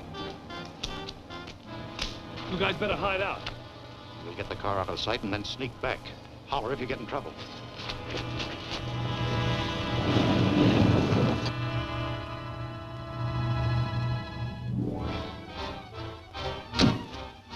You watch the other side.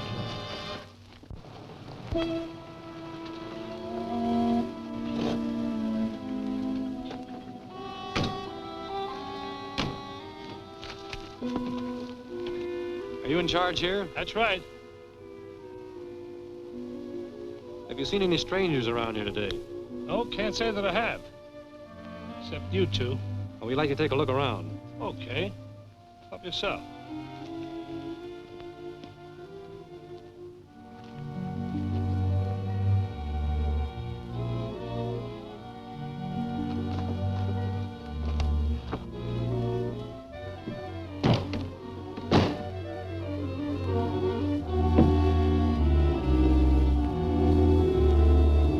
Steve! Stop!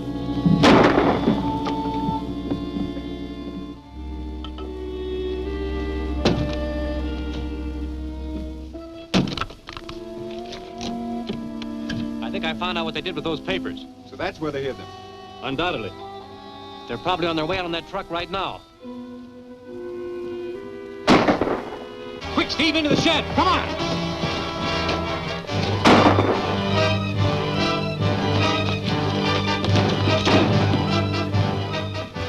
Stay there. Steve, watch that window.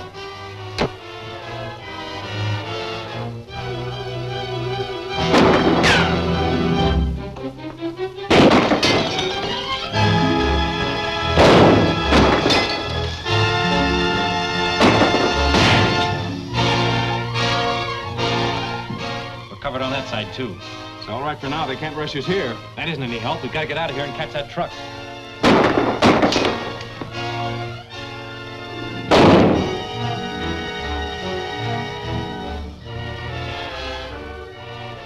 Steve, watch that window. But they'll rush us for... Cover that window. All right. Mount Norton Lookout Station. Hello? This is Dick Tracy. I'm in trouble up here at the sawmill. Call the police and have them send help right away. Steve, wait. Dick is getting away. It's all right. Let him go. That telephone is dead, but he didn't know it. I'm hoping he'll tell his friends the police are coming and give us a chance to get away. He just phoned the cops. You'll have to beat it while the going's good. Come on.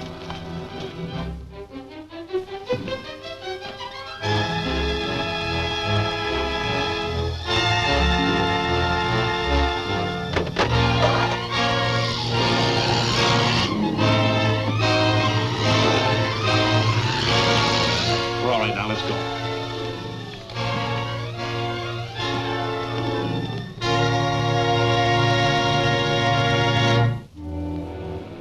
Calling car 42 on Norton Grade. Calling car 42 on Norton Grade. Car 42 on Norton Grade reporting. Did a lumber truck come down the grade yet? Came down about half an hour ago. Did you let him through? Why, yes. There was just a driver, but he makes a trip every day. Anything wrong? Yes, but we can't help it now. Never mind. Now what? We'll have to find out where they went. Some lumberyard, maybe. Perhaps. The Zarnoff stole those documents to sell the information to a foreign government. They're probably headed out of the country right now. We'll check up. Calling FBI office. Calling FBI office. Hello, Gwen, this is Dick. I want you to check all the harbor docks. Find out what ships are loading lumber for export today. All right, Dick, I'll call you back. Tracy stopped me and searched the truck, but he didn't find anything, so I guess it's safe to go ahead. It's not safe, but that stuff must get onto the ship today.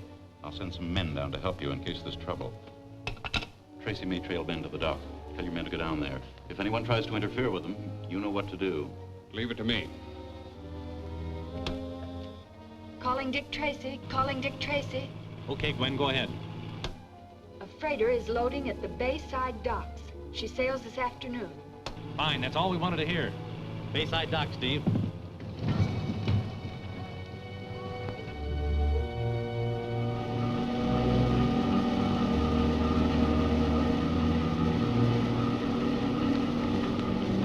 That's it. Let's go.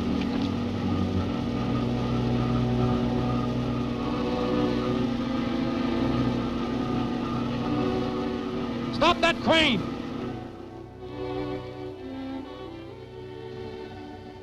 I said lower that load. I want to take a look at it.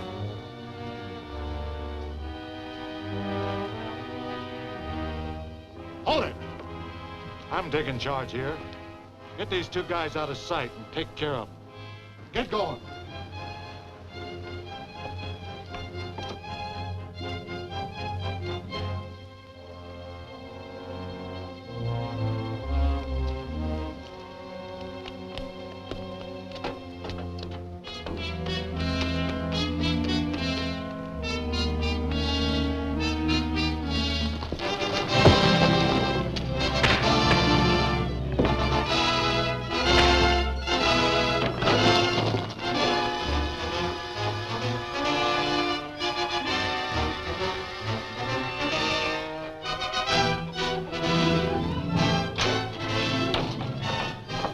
I'm taking over.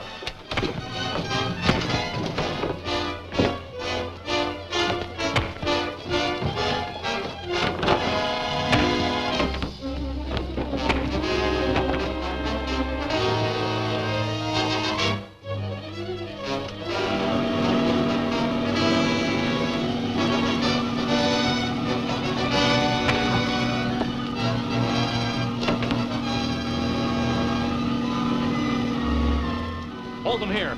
I've got to stop that crane.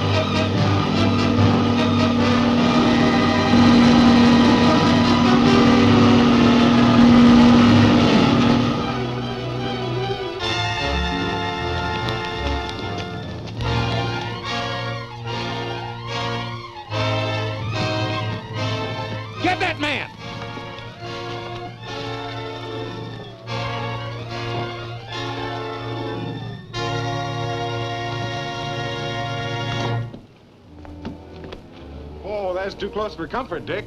You're telling me.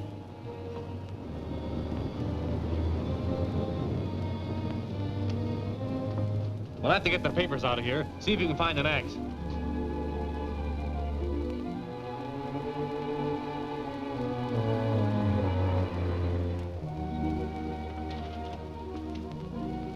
Good evening, Mr. Zarnoff. Right this way.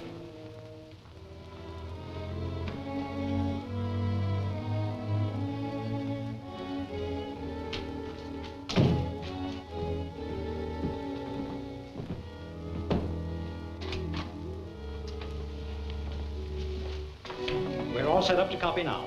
This is the chemist, and this is the draftsman. Let me see just how this works. Certainly. We use only these small negative transparencies and project them onto the skins, which of course are numbered. Turn off the light.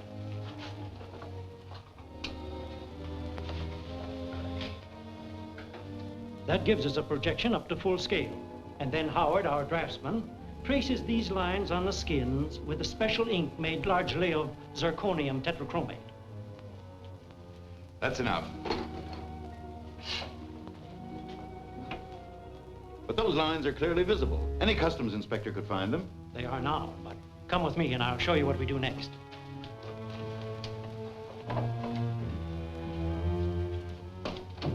This is the regular fumigating tank for treating furs and was already a part of the building. That last pelt should be finished. Tom, get it out, will you? Careful. An exhaust fan has only been running for 10 minutes.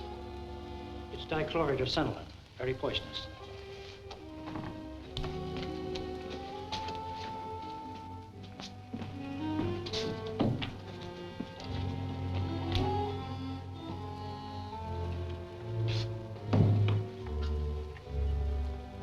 Not a trace of a single mark, as you see. When your foreign agents receive our shipment of furs, they have only to hold them over a vat, producing hydrofluoric acid, and all the lines come out a deep red. A perfect set of prints is the result. Very good. When will the first shipment be ready? By tomorrow night. You'd better be here to see they get on the ship. Little fur pelts, worth perhaps $100. But when they get to the three powers, they'll be worth thousands to us.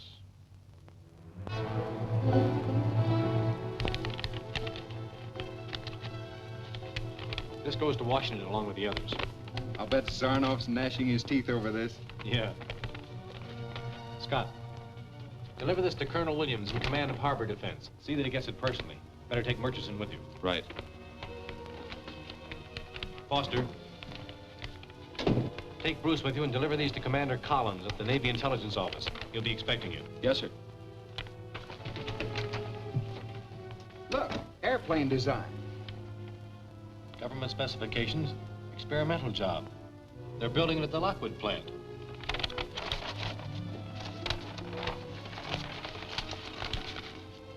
We better deliver these ourselves.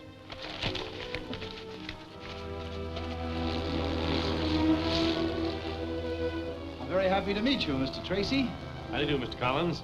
And this is my assistant, Mr. Lockwood. I'm glad to know you too, sir. How do you do, Mr. Collins? Won't you gentlemen sit down? Thank you. Now, gentlemen, what can I do for you? Here's a set of blueprints stolen from your plant some weeks ago.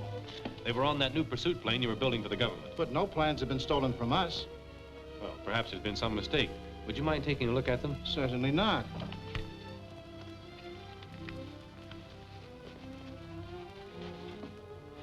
I can't understand this.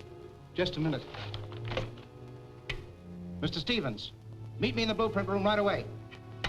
Mr. Stevens is our chief engineer. Will you gentlemen come with me?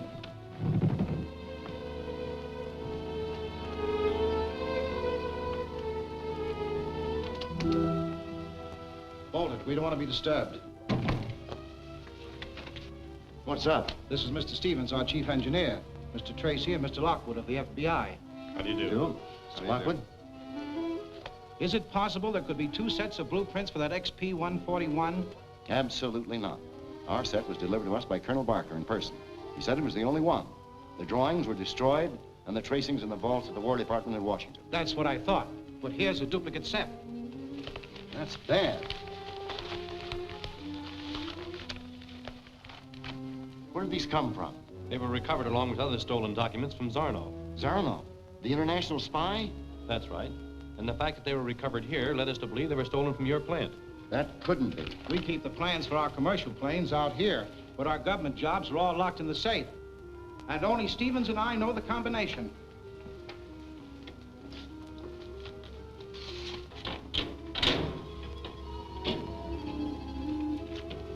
Let me check them.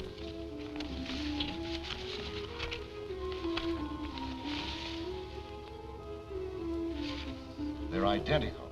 But our set has never been out of our possession. Still, they've been duplicated. I can't see how. Each morning, I personally take out only those sections which are in active work. The rest remain locked in the safe. What happens next? Martin, my chief clerk, fastens the different sheets to boards like this and distributes them to various departments. I see. Then no one gets a look at them in their entirety. Mr. Collins and I are the only ones. And at night? Martin collects the boards, brings them here, turns the sheets over to me, and I lock them in the safe. So you see, no one could duplicate the entire set. Then the only other man who handles all of them, a few at a time, is your man Martin. Could I have an identification photo on him? Certainly.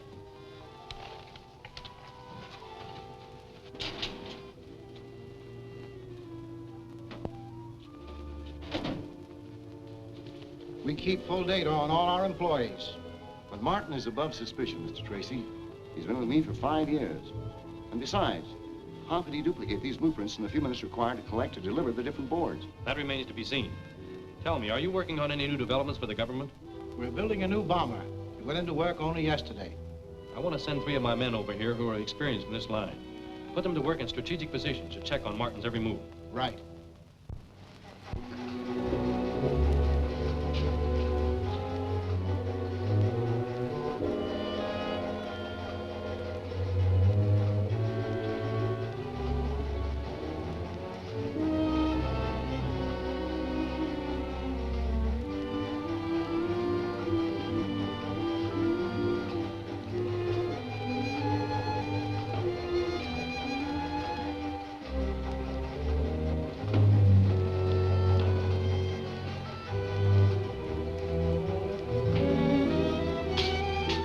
Well, it's quitting time.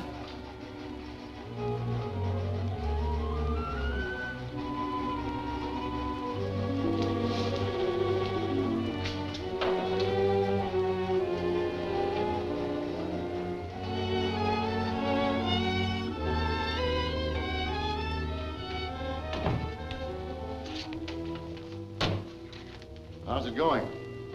Everything seems to be moving nicely. Just 3 boards today. That's right.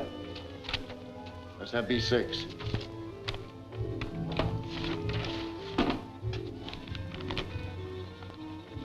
E14. J26. Right. That's the crop. We're right on schedule. No work tonight. That's fine. I think I'll beat it now. Go ahead.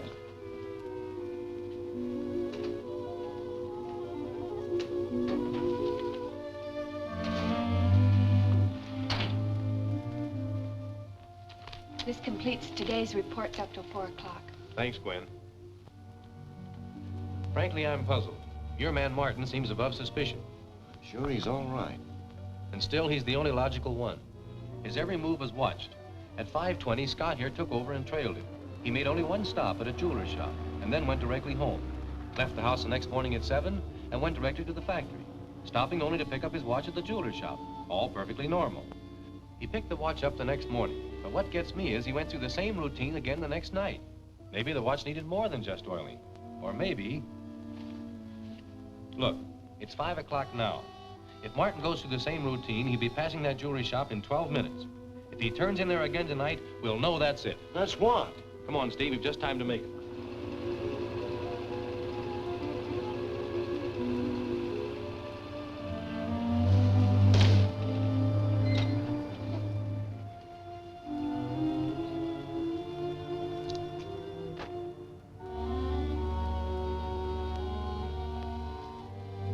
May just need a drop of oil. If so, it'll be ready for you in the morning. Fine. Something for you, gentlemen? Yes, I'd like to see that watch you just put in there.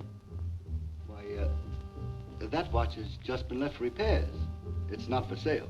However, I can show you some... I want to see that watch. But that would be unethical, sir. Federal Bureau of Investigation. Steve. Hey, quick!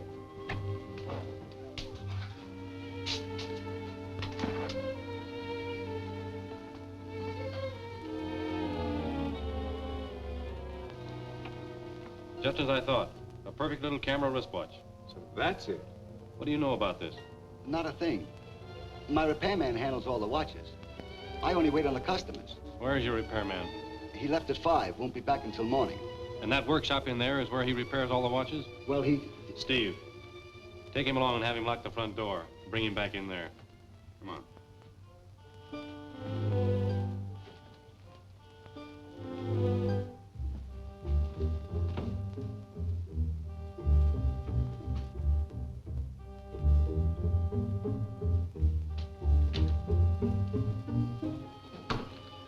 Very complete little plant. Larger, dark room, a blueprinting machine. Everything for turning out a finished product. Oh, I get it. Martin photographed these blueprints with his wristwatch camera. And right here, they were converted into duplicate blueprints. Hasn't been used lately. Where's your laboratory man? I tell you, I don't know. Where does that door lead to? It did lead into the shop next door. First door there now, but it's been nailed up for the last 2 years, ever since I've been here. You say this door's been nailed shut for the last 2 years? That's what I said. Must have been open in the last few minutes, so that wet footprint could never have been made. It's Tracy. Hold this man here. I'm going next door to investigate. He'll be here in a minute. We won't have time to get the stuff out. No, but we can be ready for him. You let him in and lock the door. The rest of us will hide out here, and when I get the signal, jump him. Bill, you get in the other room. Tom, you get back of that rack. You two boys get behind those bales.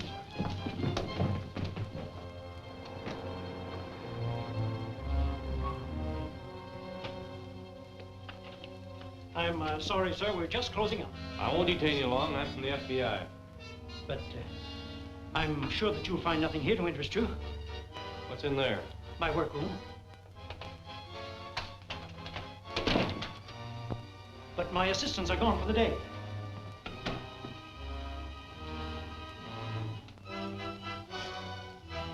Is this the door that leads into the jewelry shop? Yes, but it's locked. It can't be opened from either side. Where are the men who just came through? I tell you, there's no one here.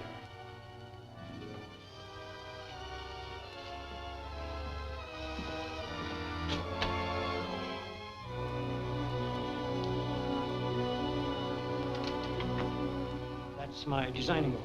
I see. And you do your designing with a projection machine? What else have you got here?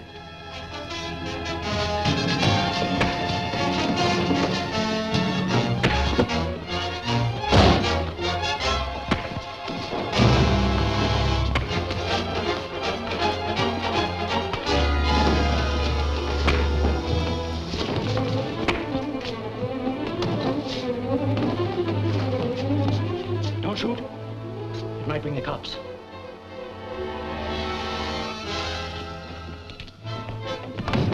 Turn on the gas. That gas will finish him in about 2 minutes.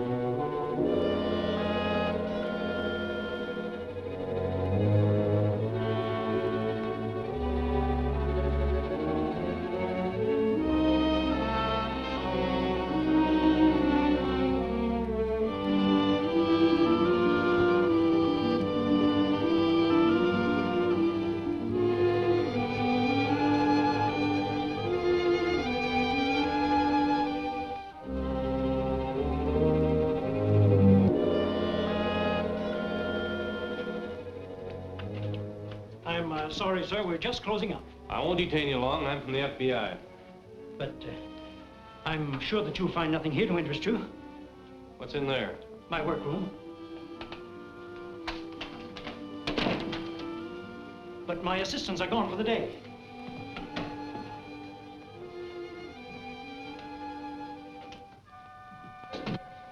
Is this the door that leads into the jewelry shop? Yes, but it's locked. It can't be opened from either side.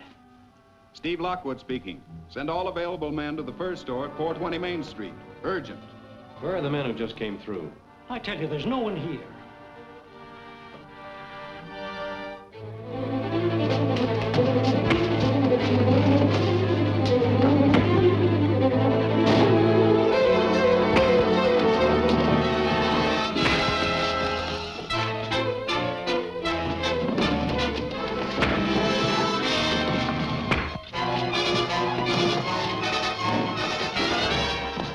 Don't shoot.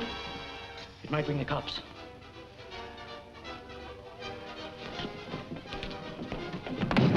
Turn on the gas. That gas will finish him in about 2 minutes.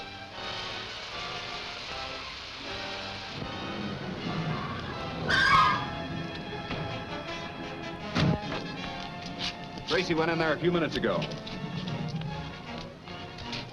It's locked. Stand back. Quick! Out the back way.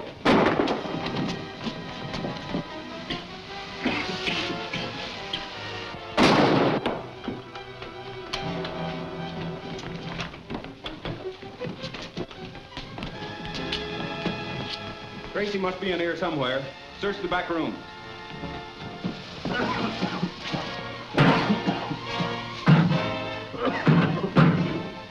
The vault. Get that valve.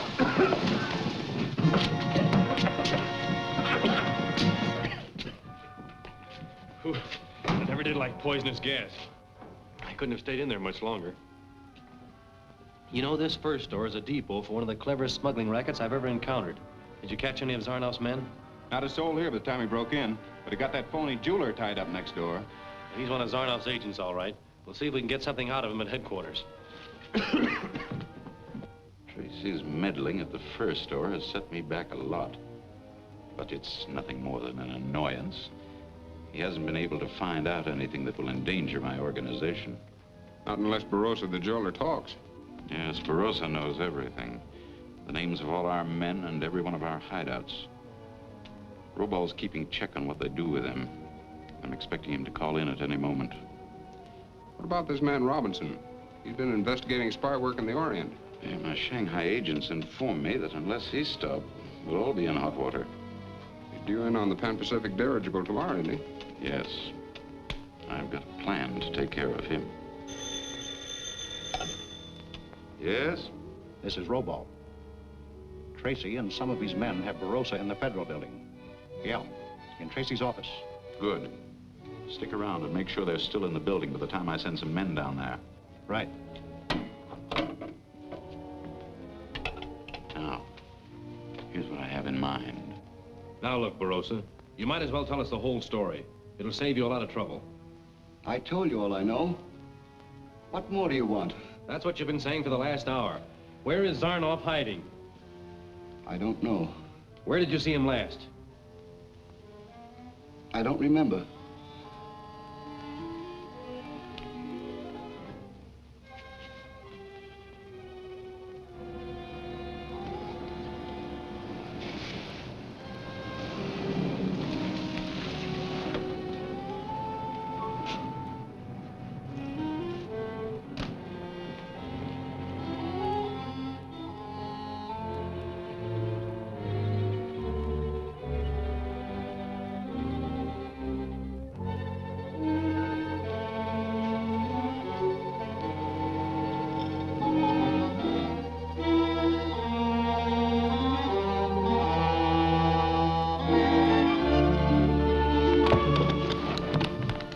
Take him out of here.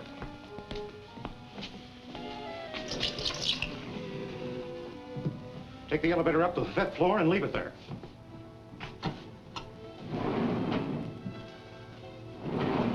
Come on.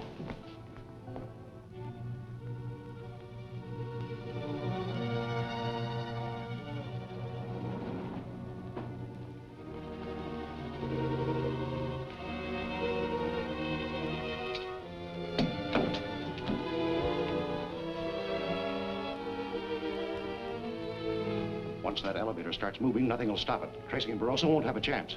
Come on. I tell you, I don't know. This is your last chance, Barroso. I don't know any more than I've told you. All right, get his hat and coat. You'll spend the night in a cell. Maybe your tongue will loosen up in the morning.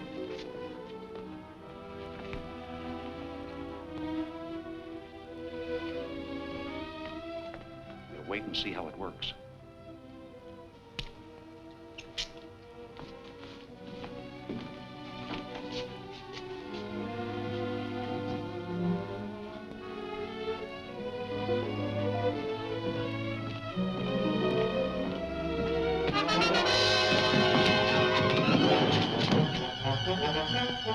Come on, we'll take the stairs.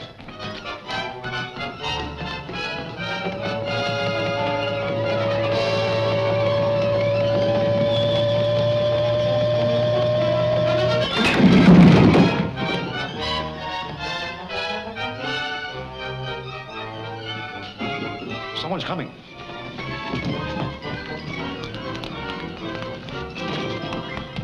You check the basement.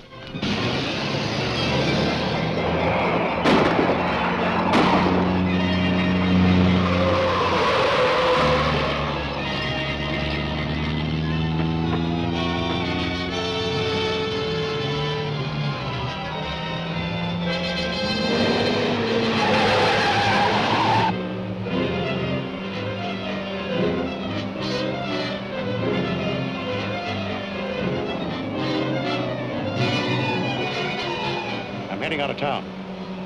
You guys keep a sharp lookout behind and tell me if we shake it.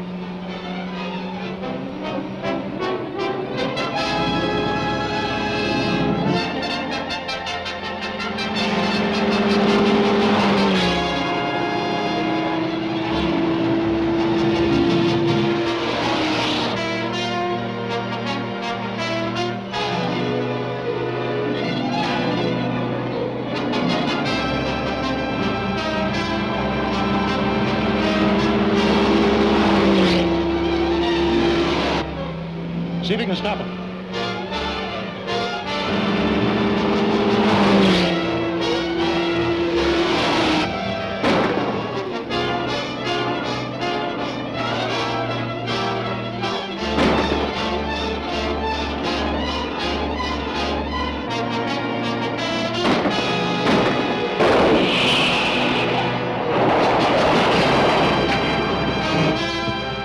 Swell, I guess that'll hold him all right.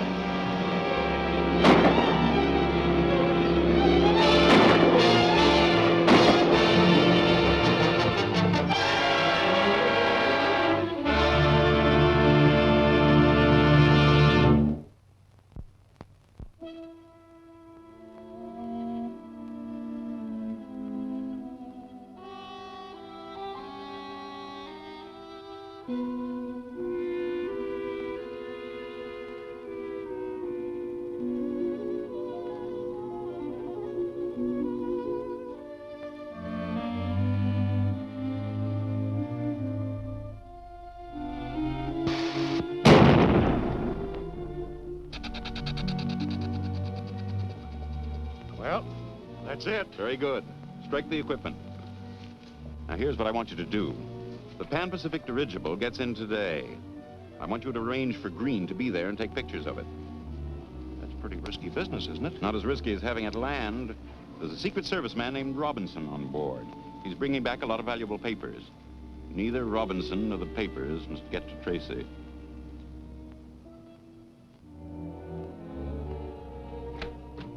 How's Barroso? Docs did all they could, but he's too badly smashed up. Never even regained consciousness. Too bad. We could have gotten a lot of information out of him. Yeah. How about Robinson? That's something we have to get busy on right away. Look how the papers have played up his arrival, which was supposed to be a secret.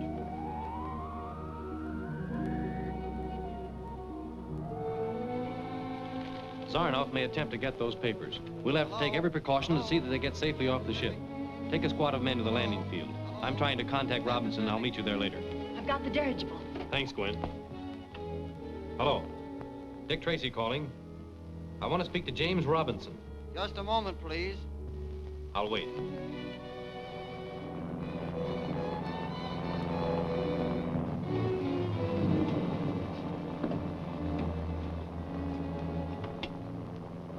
Go ahead. Hello, Robinson. Hello, Tracy. What's on your mind? Your arrival has been spread over the front page of every newspaper in town. Have you any idea how the news leaked out? Why, no. Think there might be some trouble? There may be. I'll see you at the landing field. Right. Goodbye. Thanks.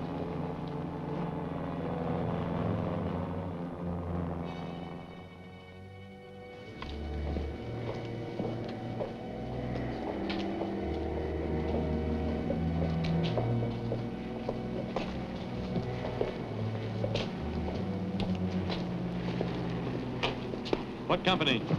World Newsreel. Steve, check their equipment.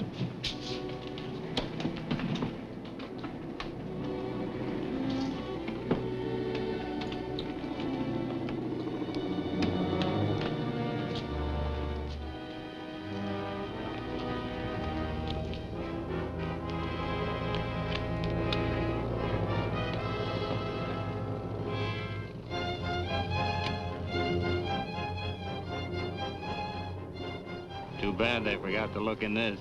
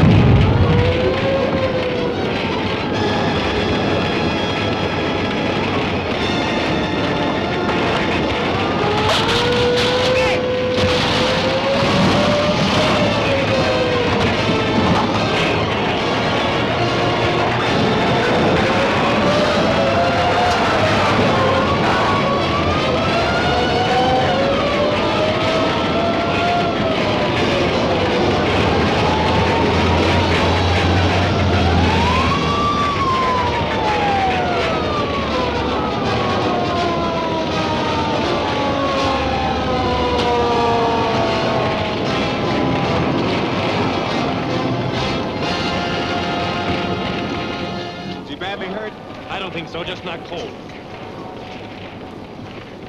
He's coming around now. My case. My dispatch case for the Zarnoff papers. Where is it? We haven't seen it. I had it with me when we hit the ground. Then you must have dropped it in the wreckage. We must get it out of there. I'm afraid that's impossible. There won't be much left of it now anyway.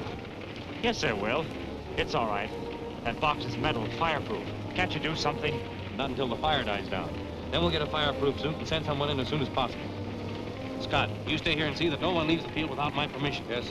Steve, you check the other stations. I'm going to take Robinson to the hospital.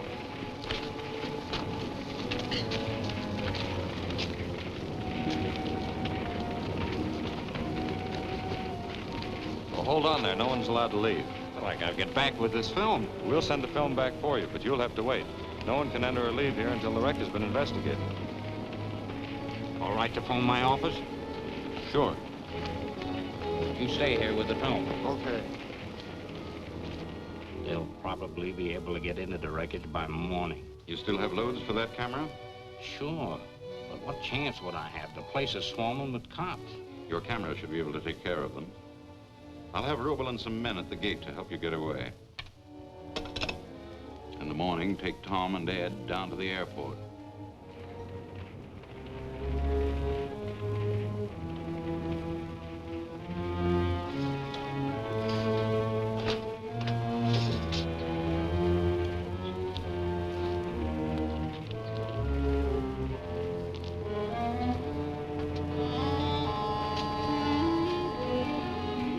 Nasty wreck, huh? Yeah.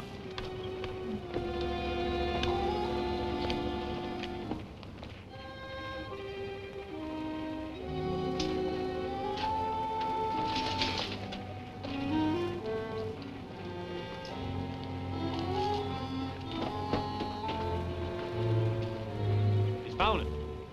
Get set.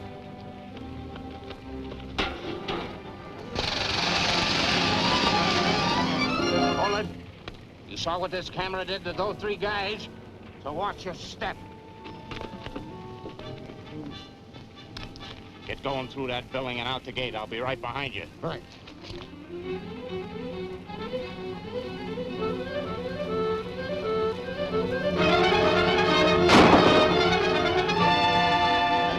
Take care of these wounded men. Come on.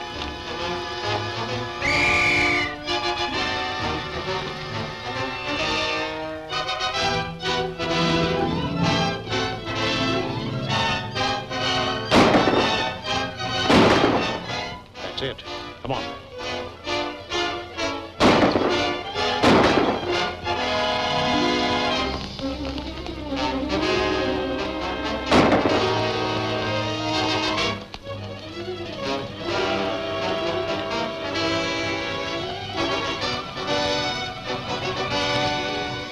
We'll split up. I'm going around the other side. You're covered. Stay outside.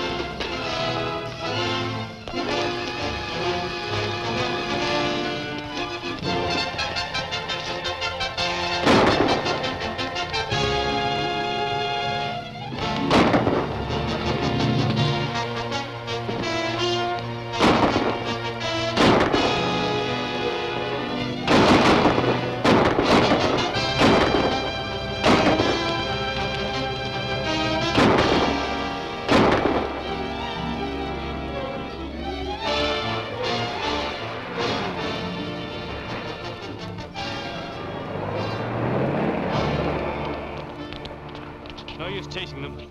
Take care of him. We've got the papers anyway. That's the most important thing.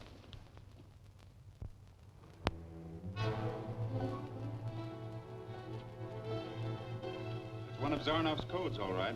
Yes, and it's a tough one, too. Well, this gives us each something to work on. Let's go. Come on, Gwen, we're going to work.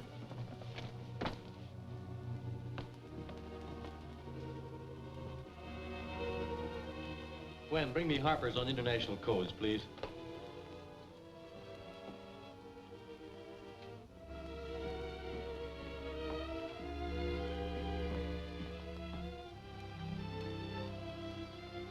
Don't you think you better take time out? You look pretty tired.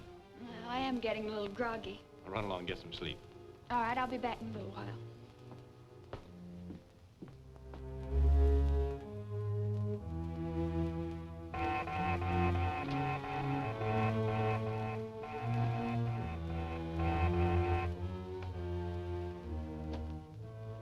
Well? The officers are all lit up. They must still be working on the code. Think they can break it? Of course they can break it. Any code can be broken in time. We'll have to move everything. Once they decipher that order, they'll be down here with every G-man in town. Radio to Gus and tell him to get the trucks here right away. Stand by and help them to load. Did you get that dynamo connected? Yes, and I figured out how to get it started. Let's see how it works.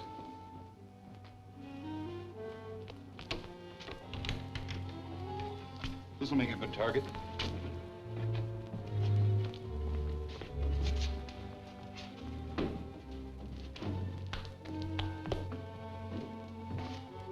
By hooking up this wire like this,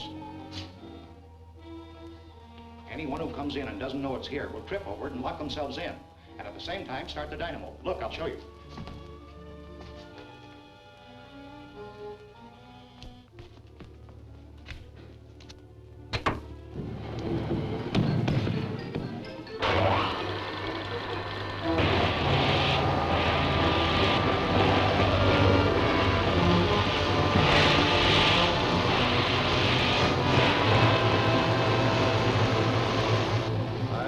Hope Tracy gets here before we leave.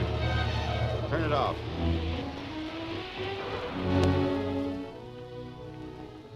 We've got it, Gwen. You have? Yes, we haven't quite finished, but this is enough. It's evidently an order to one of Zarnoff's agents, instructing him to send a shipment of explosives to a smelter near South Basin. They must be using it as a storehouse. Yes. Unless the whole thing is another elaborate trap. Anyway, we'll find out. Gwen, phone the rest of the men and have them meet us here as soon as possible.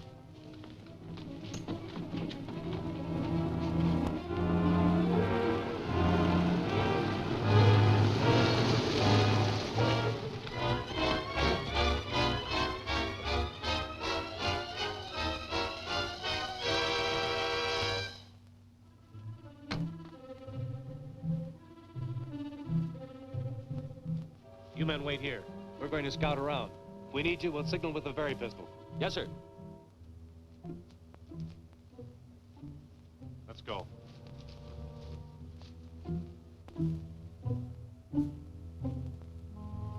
That's it. Look, someone's broadcasting.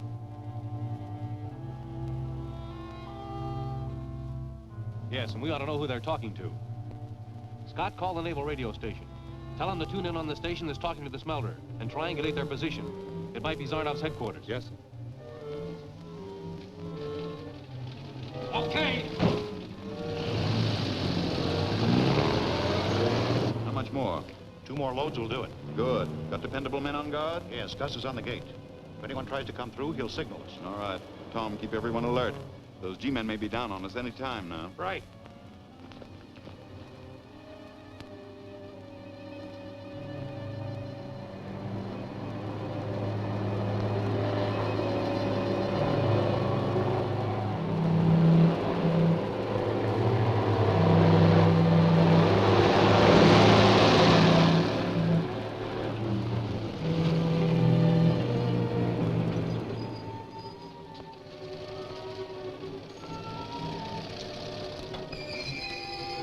The other truck is right behind me. Okay, Ward, go ahead.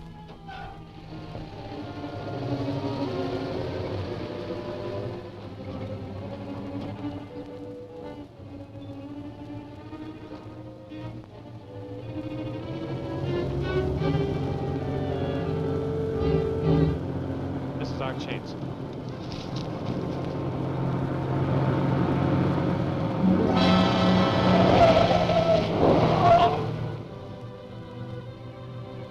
What is this, a stick-up? Not quite. We just want to take a little ride with you. Steve, get in the back.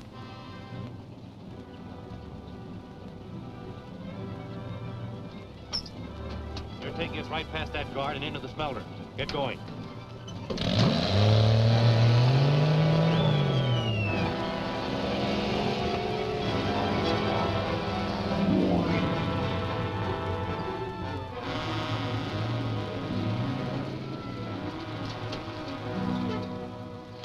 right, Jake. Go ahead. Okay.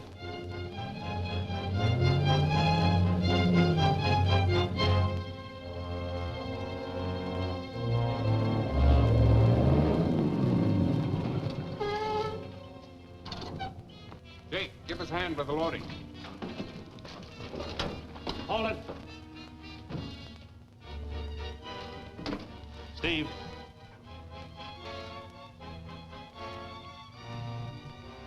Search them.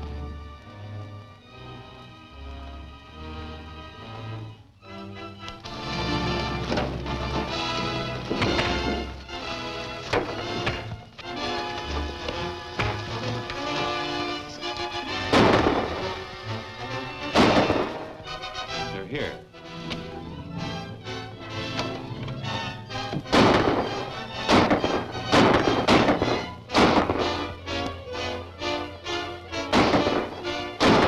Signal the others.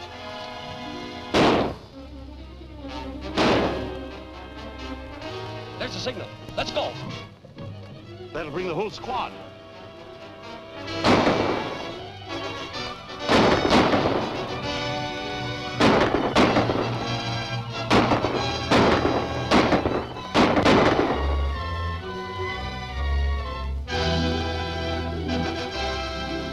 Zarnoff, let's go.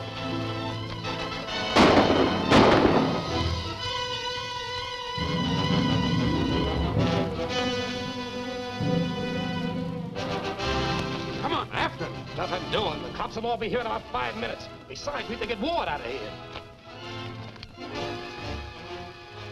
They must have gone inside.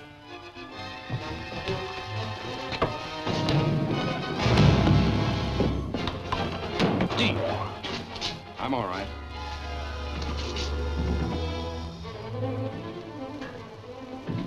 The door. Listen.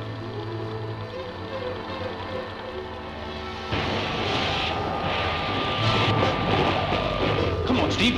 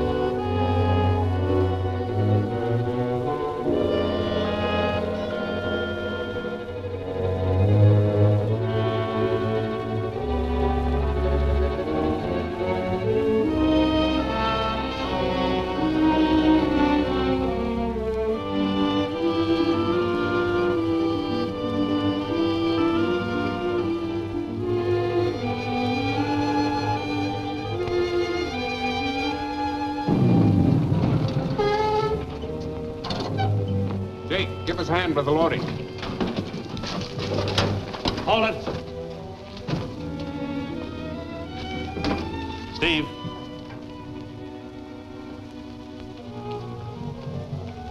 Search them.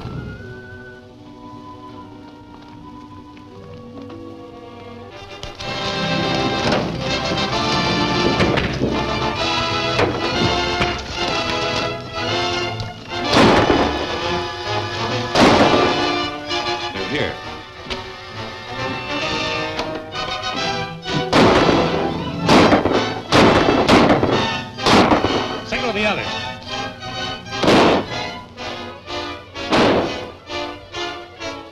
the signal. Let's go. That'll bring the whole squad.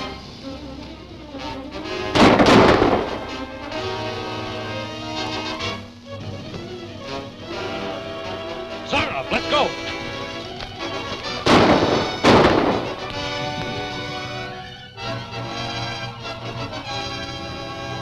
They must have gone inside.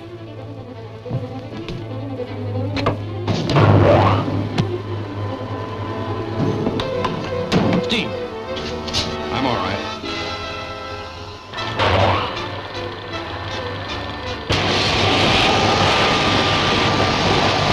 Come on, Steve.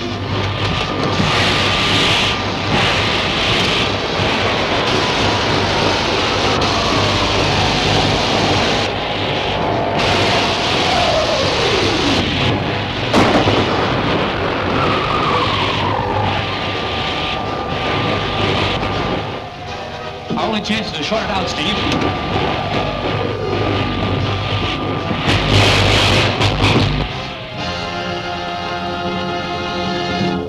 It worked.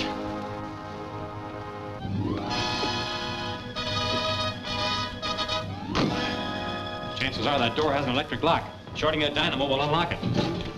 We're right.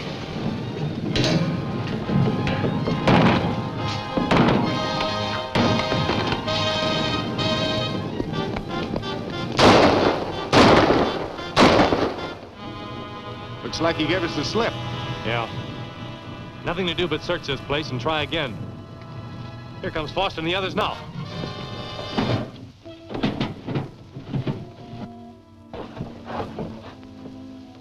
What about Zarnoff's men? They're gone. Zarnoff evidently expected us and moved all his equipment. Have the men search the place carefully. We may find some clue that will tell us where they've gone. Yes, sir.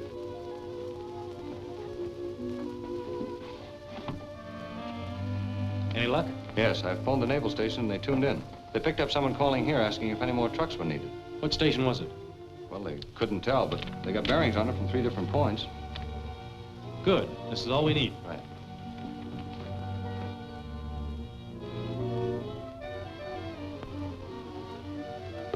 That must be it. That's way out in the middle of the desert. Quartzsite? I never even heard of that town. It's a ghost town, an old deserted mining camp. It'd be a logical place for a hideout at that. Yes, it could be. Anyway, it's worth investigating. Let's go.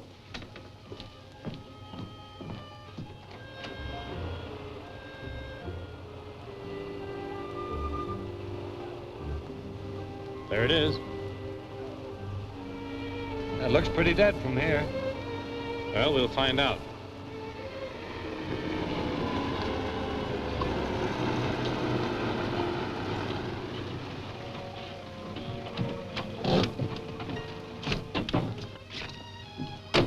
Gas, mister? No, thanks, honey. We're just looking around. Say, you're Dick Tracy, aren't you?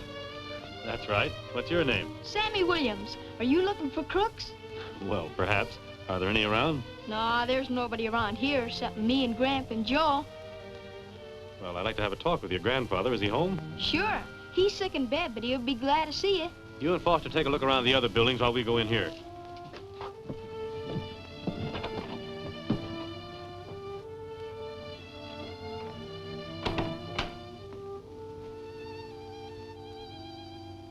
Gramps is in the next room, Mr. Tracy. All right.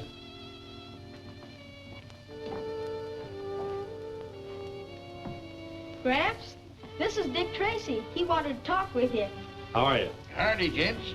Sorry I can't get up, but this dang rheumatism's got me crippled up so I can't hardly move. Well, that's all right. We just came to look the town over. Well, ain't much to see there now. But you ought to seen her 40 years ago. Ooh, she was a rip snorter then. Is there much travel through here now? Oh, not much. Few trucks going back and forth, the mines and backcountry. Few tourist folks, that's all. You're pretty lonely. I guess that radio's a lot of company to you. No, that's Sammy's. I can't even operate the dang thing. Oh, so it's yours, huh, Sammy? Yep, want to take a look at it? I'd like to. Come on. I use it all the time. I can talk to the other hams clear back as far as Denver. That's fine. Did you build it yourself? Sure. Well, that is mostly. Joe bought some of the things and helped me fix it a little. Joe live here? No, he lives in town. He's caretaker for the old mine there. Does Joe use the radio, too? Sure, pretty near every night. He talks to some friend of his down at the harbor. What does he talk about? Mostly business, like shipping things, sending trucks, and stuff like that. I think we better have a talk with Joe. Where did you say he stays? In back of the old hotel. I'll go along and show you. Fine. You won't have to. I'm right here. Joe! What's the matter? This is Dick Tracy. You're telling me. Get out of the way, Sammy. This is none of your business. Back up.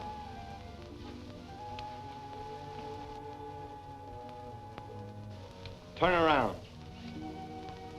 Get their guns, Gus.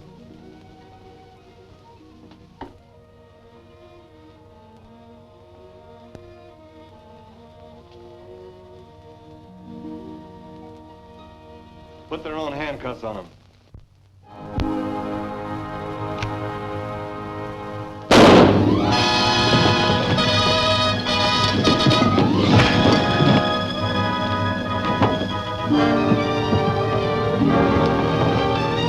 Gouge him! Kick him in the teeth!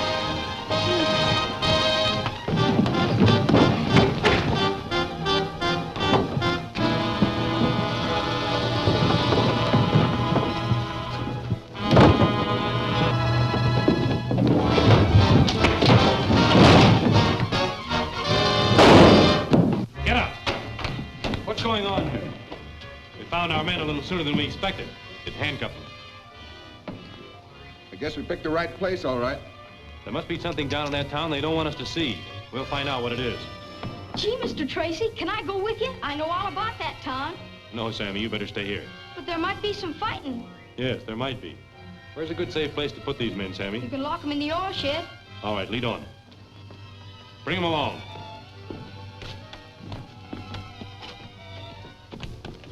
Thanks, Sammy. We'll see you later and tell you all about it. All right, Mr. Tracy.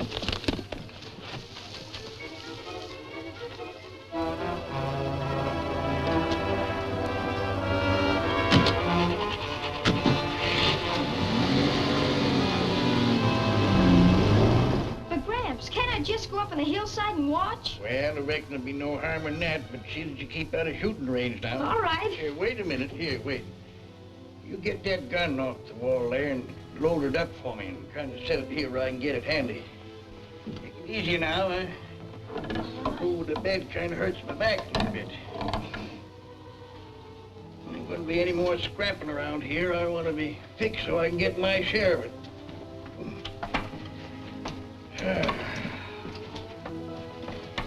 Put plenty of powder in there now, Sammy. All right. Yeah.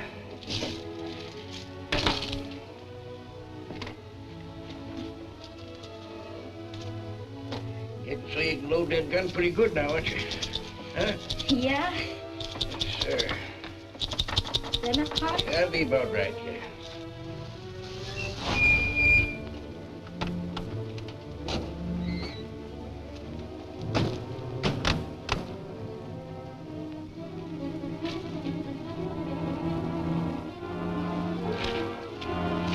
Scott, you and Foster take this side of the street. Steve and I'll take the other. Right.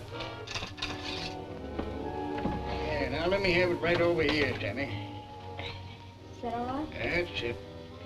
Now, if any of those dang coyotes come pesticating around here, they get what's coming to them. Can I go now, Gramps? Yeah, but be careful. All right.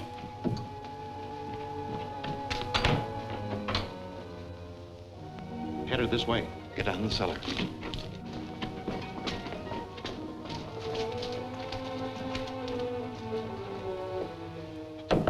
Put out that light. No talking.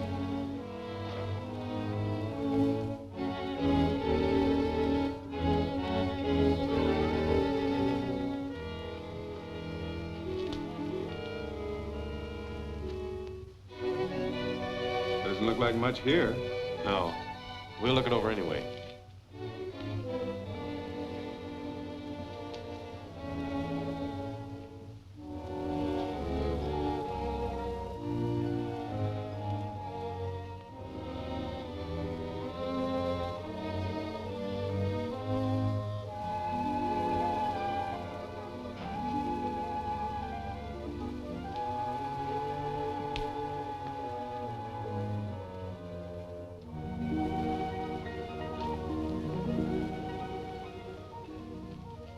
Everything seems okay. Yes, we better move on.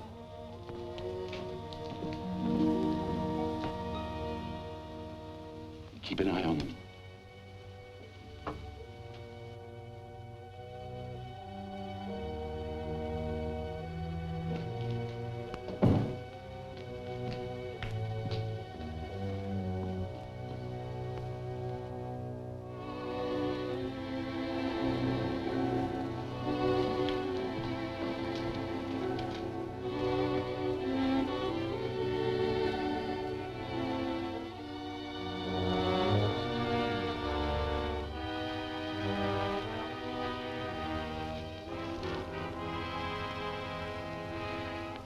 Pulley's been used recently. See how shiny it is? It's dry. Yes, and that's a new ladder. Come on.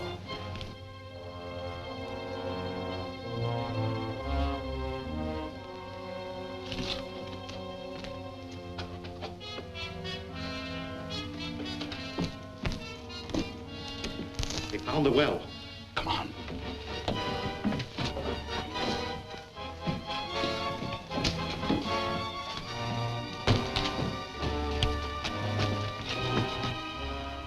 Tunnel. Yes, and it's just been repaired. Those timbers are new. Come on.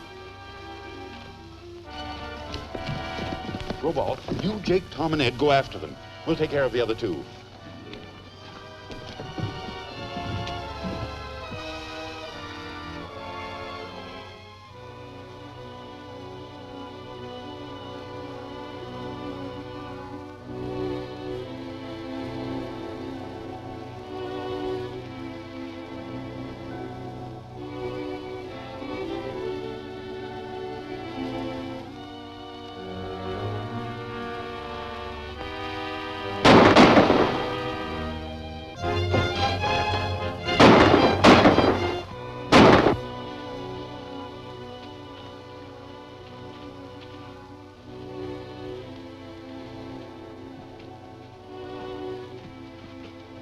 Explosives and rifles.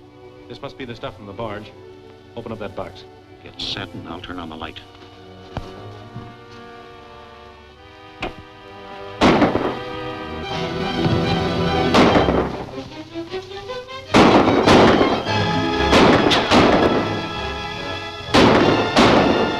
Shoot out that light.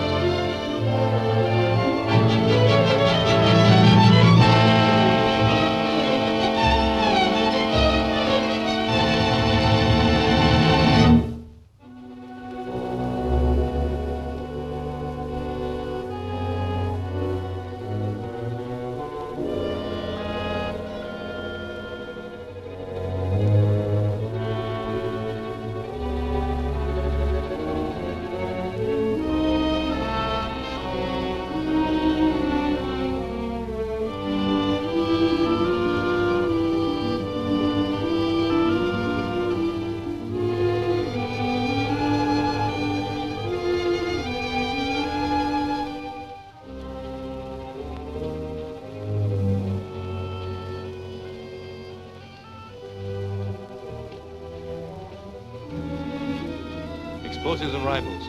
This must be the stuff from the barge. Open up that box. Get set and I'll turn on the light.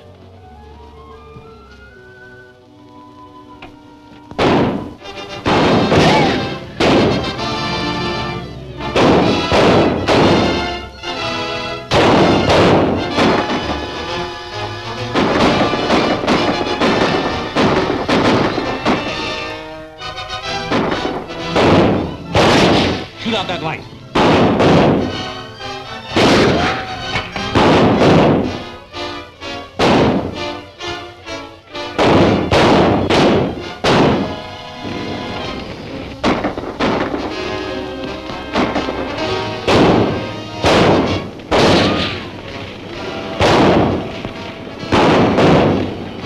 Getting close to that dynamite. That ought to fix him. Come on, let's get out of here.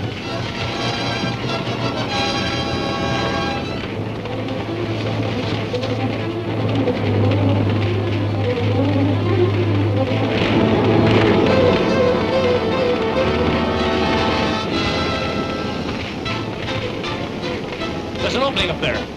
Yeah, but we can't reach it.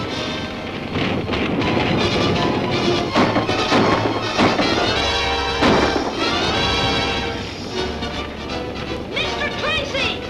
It's Sammy. Here's a ladder.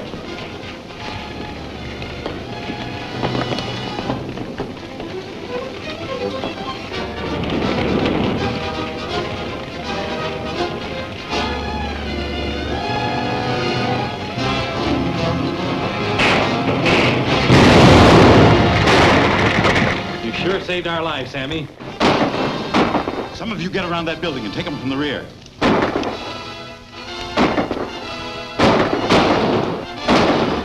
Where did you get that ladder? Well, I've had that for a long time. I found the shaft one day and I made the ladder so I could get down into the old mine.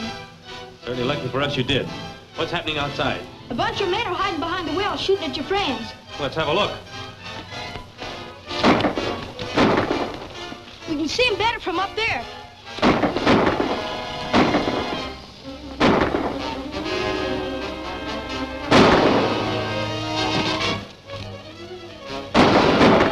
Over behind that trough. We'll have them cold from there.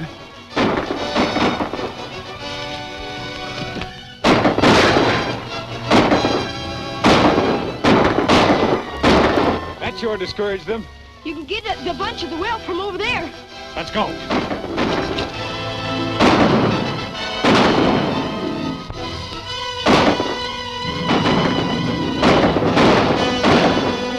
There's another bunch of them. We'll have to run for it. Get the car and take their machine too.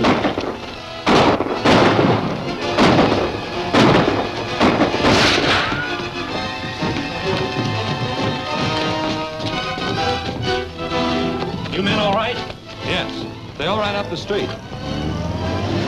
Look, there they go. There goes our car, too. Sammy, has your grandfather got a car? No, sir. Well, boys, it looks like we'll have to walk it. Let's go. That isn't the perfect picture of a G-man. I haven't gotten over that walk yet. Boy, I thought we never would get a ride. Get a good night's rest? Oh, I slept all right. But I kept dreaming that Zarnoff was chasing me with a pitchfork and I had to run and run and run. Fine thing. Thanks.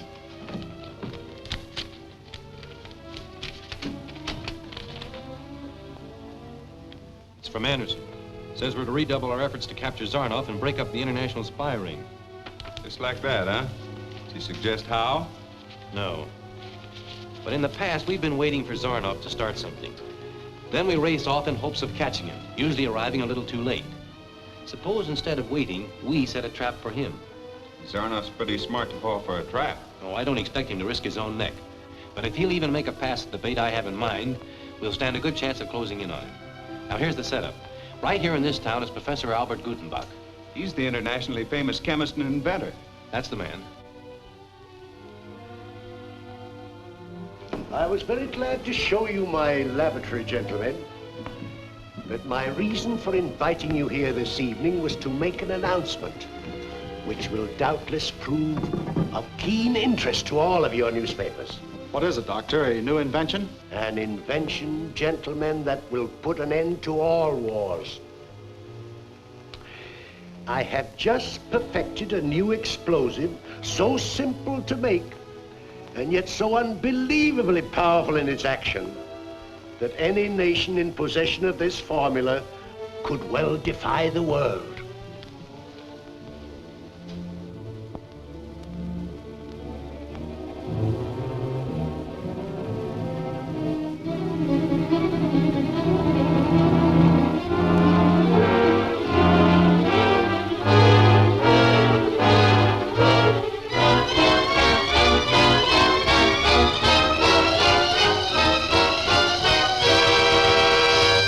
This is tremendous. Yes, I was sure you'd be interested. Definitely. What a fool Gutenbach is. You mean for giving it away? Exactly. I know 5 different governments, any one of which would pay him millions for an exclusive on that formula. And he's going to give it away. We've got to get that formula. When do we start? Immediately. Where is Gutenbach's laboratory? It's got the whole top floor of the Cosmos storage building. Investigate the place and bring me a full report on the whole layout. We'll act tonight. Right.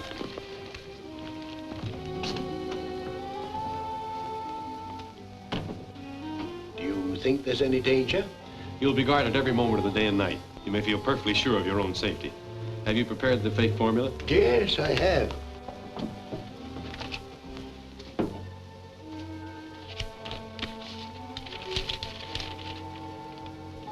Certainly looks complicated. If compounded very carefully according to directions, it would probably produce a very excellent grade of stove polish. Of course, you'll see that anything of value is removed from the safe and put this precious formula where it can be easily located. It shall be done. How's it going? Nearly finished. I want that buzzer to signal in the manager's office the moment the safe is open. Oh, it'll do that all right. Fine.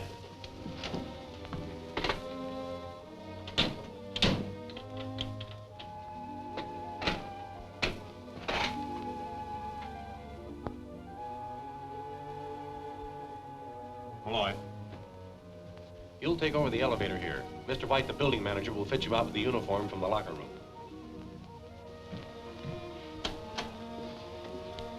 That completes the placements on the inside of the building. Now I'll spot the boys on the outside.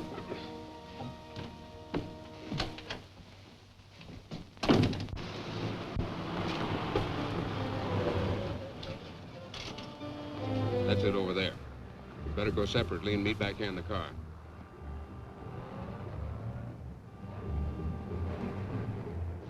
Wait a minute. That's Tracy over there, I'm sure of it. All right. We better watch from here. That building over there commands the front door. You 2 men take that post with one of you watching this entrance every moment. Harris, you arrange to get on top of that store. You cover the back of the building. The G-men are suspicious. Yeah. They'll have that building airtight before night. Better report to our chief.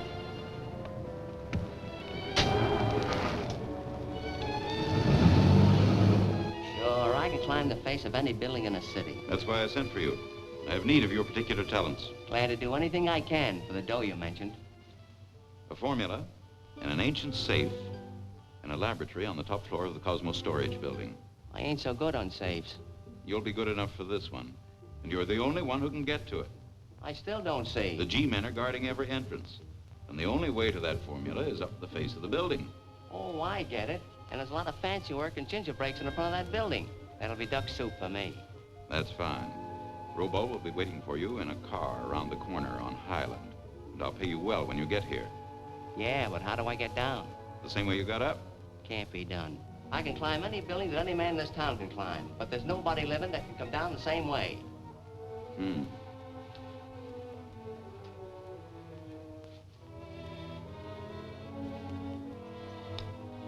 Can you get up to the 12th floor of that building? Ah, sure. And you can get the formula. Yeah, I guess so. Can you climb out the window and go on up to the roof? Oh, I can get up to the roof all right. Well, that fixes it. You managed to be on that roof at exactly 11:15. All right, then what? You go out to the airport, get hold of Davis, make all arrangements, and we'll pick you off the roof of the Cosmos storage building at exactly 11:15 in an autogyro.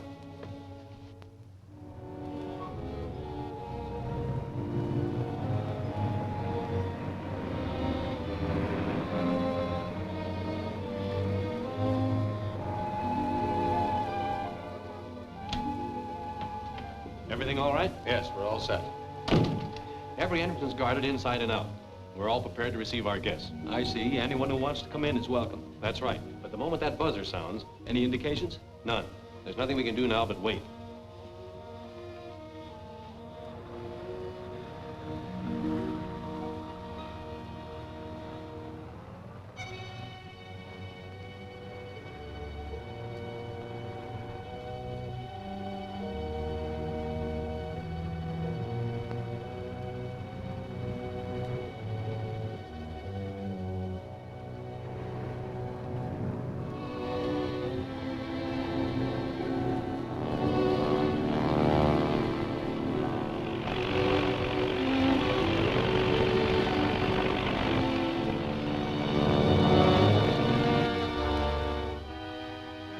Certainly a quiet evening. 5 after 11 and nothing's happened. Maybe nothing will. That's always a possibility.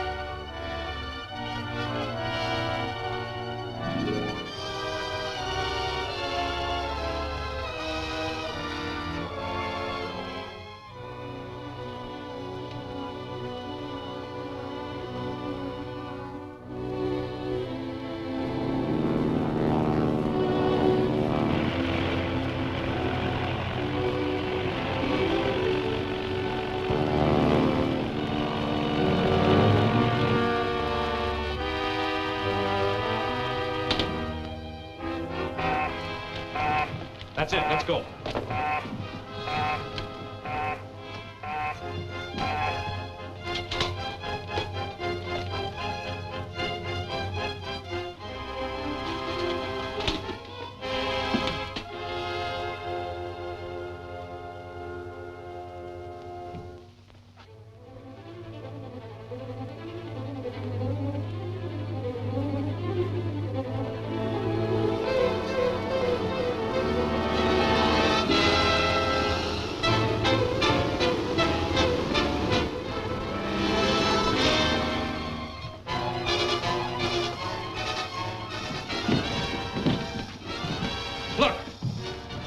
He's headed for the roof. You boys take the stairs.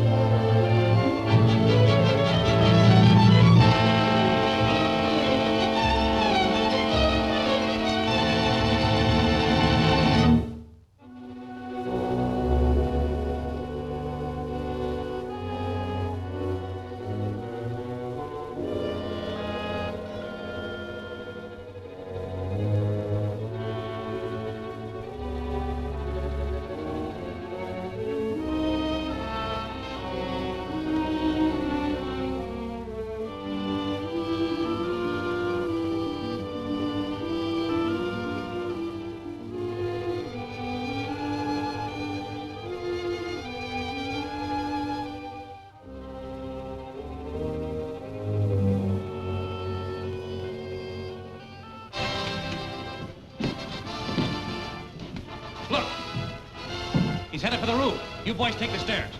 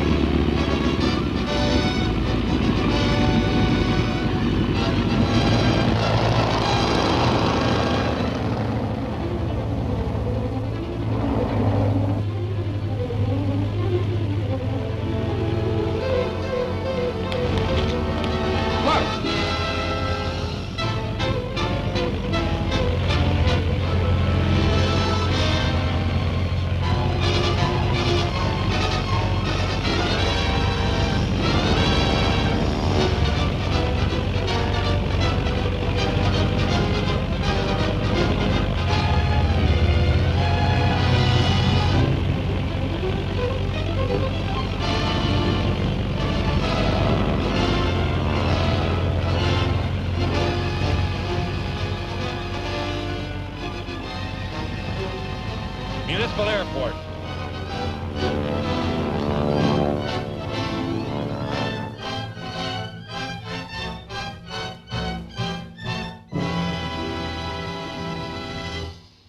Even with all that's been accomplished, spy activities are still a growing menace. As long as Zarnoff is at large, that menace will become stronger every day. Some political groups back east complain that it was the fault of the FBI that Zarnoff was allowed to escape after his first capture. But that's unreasonable.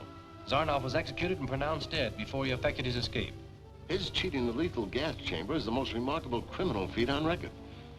Perhaps you can give me some of the details on that. I'll be glad to. Steve, get the data on Zarnoff from the files, will you?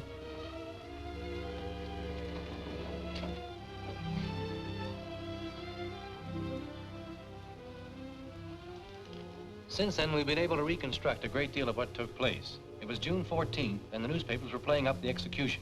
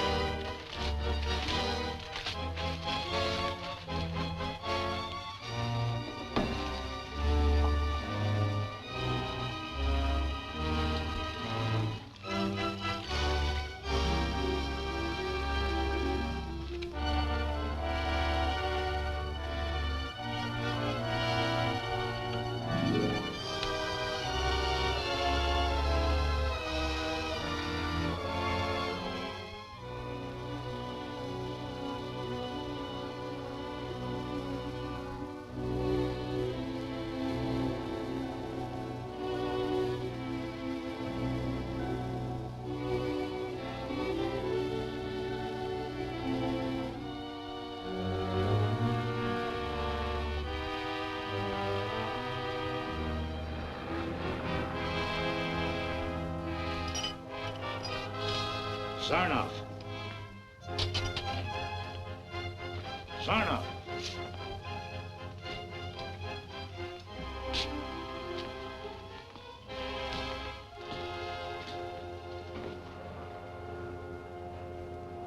Hello, city desk. Zarnoff went to the lethal chamber without saying a word. 10 minutes later, the prison doctor pronounced him deader than a mackerel. Yeah. They're carting him off in the morgue wagon now. That's it.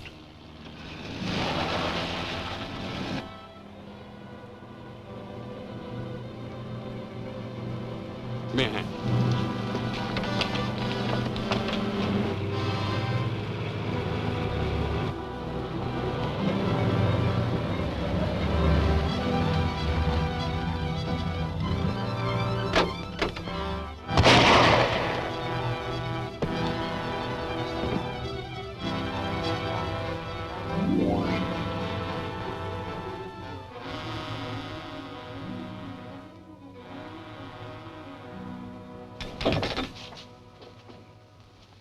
Been 28 minutes from the time we went into that gas chamber.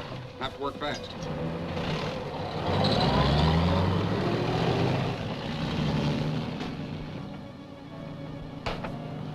Start the resuscitator. That truck with all its equipment was later found abandoned. But that drug that Zarnoff obviously made use of. That same night, I had it analyzed by Dr. Shang, a specialist in that field. Gentlemen, the drug that I have just analyzed is extremely rare. A secret formula guarded for centuries by the Kalai priests of India. It enables the one who uses it to bury himself underground and still survive without breathing for short lengths of time. Pardon me, Doctor. Would the drug still work if a lethal gas chamber were substituted for burial underground? Indeed. As long as all breathing had ceased, no gas could enter the lungs.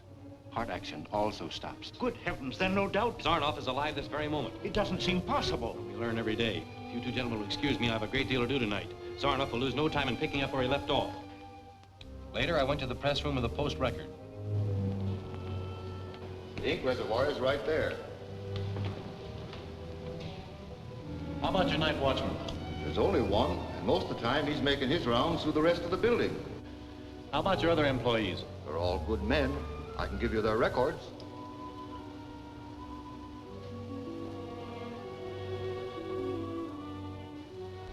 Has one of your men the tip of a finger missing?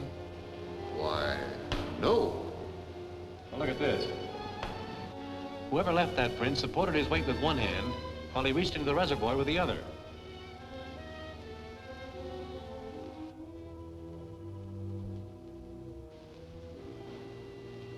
The devil drug, all right. And a nice clue to the man who brought it here. A man with the tip of a finger missing. But I don't understand. Last night, a powerful drug was mixed with the ink from one of these presses.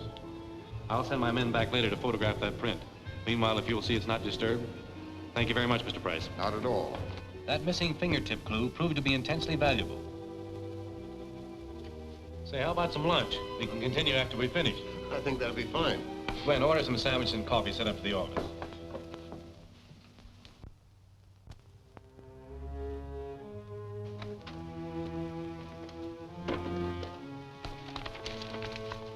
You seen today's big story? You mean about Anderson? Yeah, about Anderson. I think we ought to lay low now that he's in town. What's the matter, Robo? Getting scared? Me? Why, no, Well, then listen. Anderson, Tracy, and the whole FBI can't stop us. We might have missed out on a few things, but our organization's growing stronger every day. And since you're so worried about Anderson and Tracy, I think you'll be glad to know that after today, they'll be completely out of the picture. How are you going to do that? You know Davis, the pilot that Tracy captured? Mm-hmm. He's going to tell the warden that he's ready to talk. Hello. Hello, Zarnoff. I got the message to him. Good. You know the rest of the setup. We'll be waiting for you. Yeah, I'm on my way down there right now. What do you want, Davis? Well, I've been thinking it over, Warden, and I decided I might as well spill everything. Well, that's pretty good thinking. I'm sure Tracy would be glad to know about it.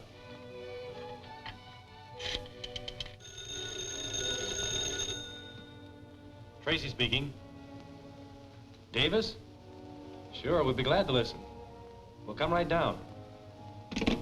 That was the warden. Says Davis is ready to come through with some information. How would you like to come along? Great.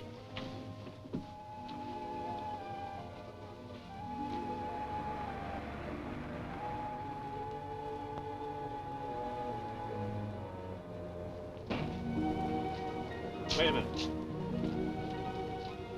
We have a flat tire. Now, come on, we'll take this cab.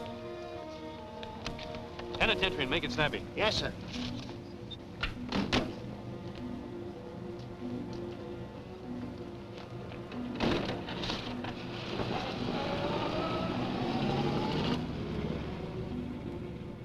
Before lunch, you mentioned that the missing fingerprint clue that you found in the press room of the Post Record proved valuable later on. It was right after we suspected Zarnoff's plan to destroy the great international canal. Steve and I had flown to Border Lake City.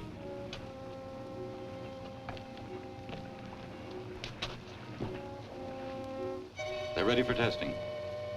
Start the launch's motor.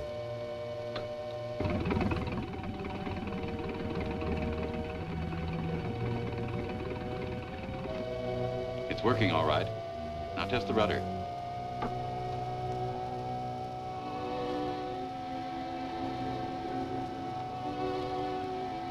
As soon as they push the launch off from shore, head straight for the locks.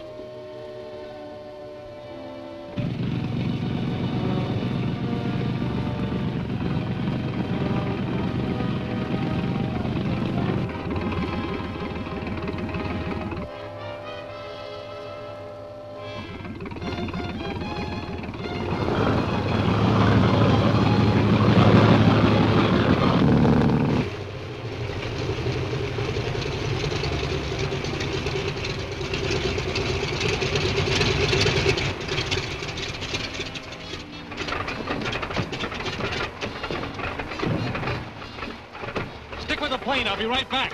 Okay.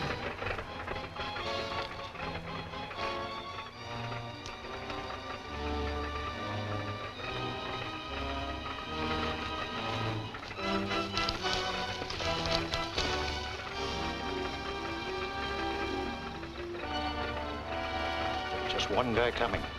When he gets close, you two grab him.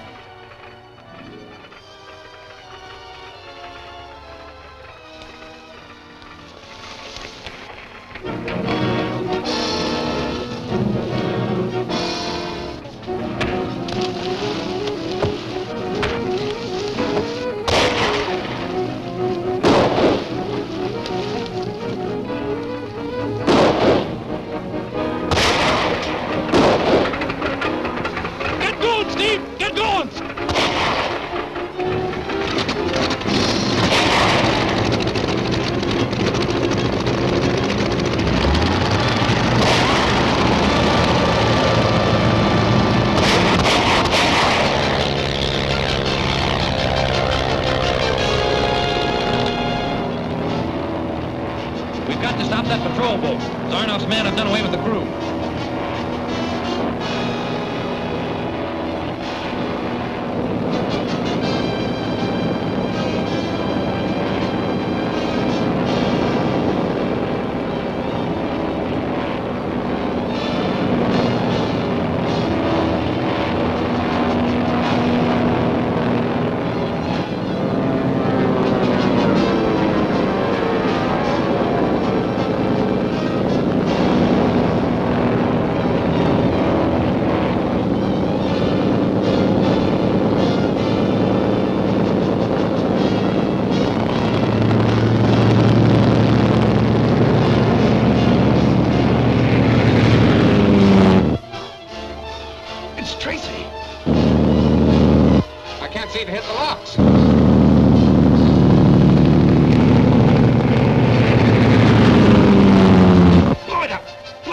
Tracy anyway.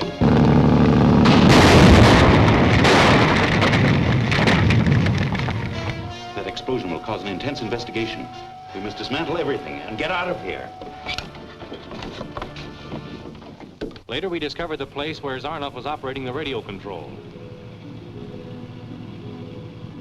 Wonder where this driver thinks he's going. Driver.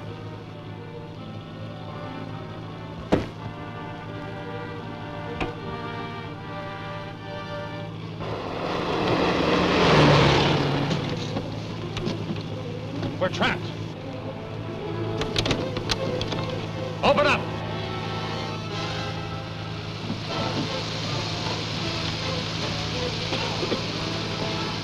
Exhaust gas. Try to plug it up. Not a chance. Maybe somebody will hear this.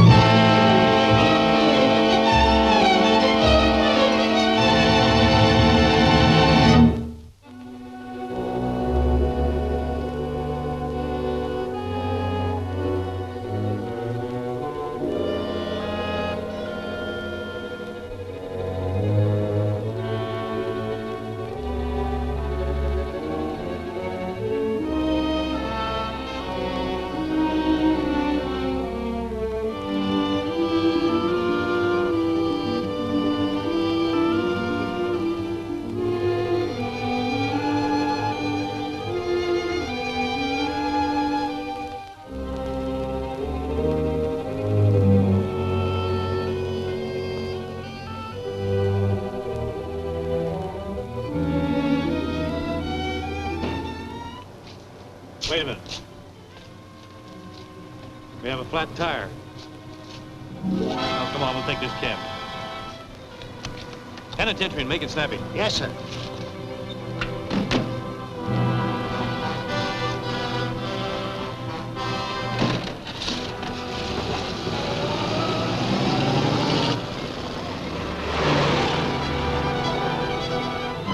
Look at where this driver thinks he's going.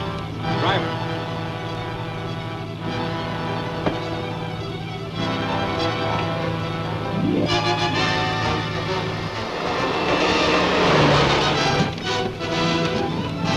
We're trapped. Open up.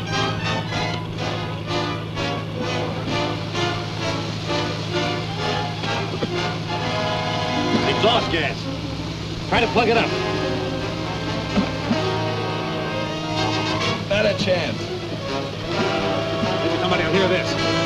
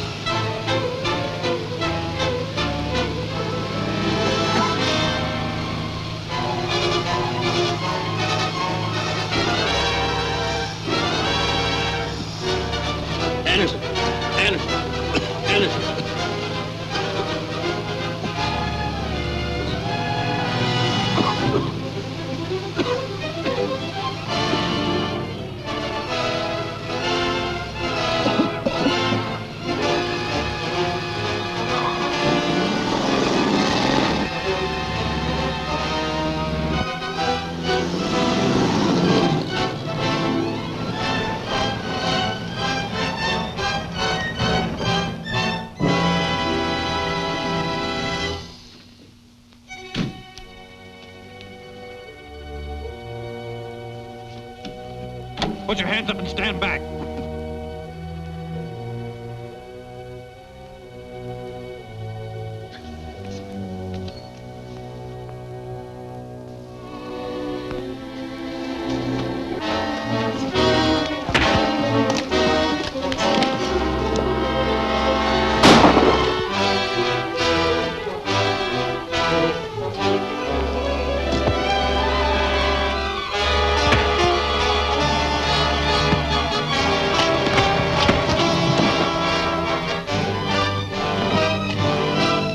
hold it. Too bad, Mr. Tracy. Come on, get moving.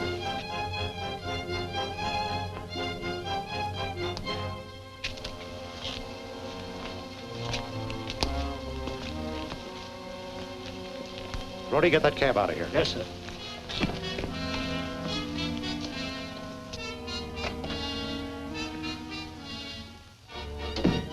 So, the clever Mr. Tracy is honoring me with a visit. It was thoughtful of you to bring along your superior.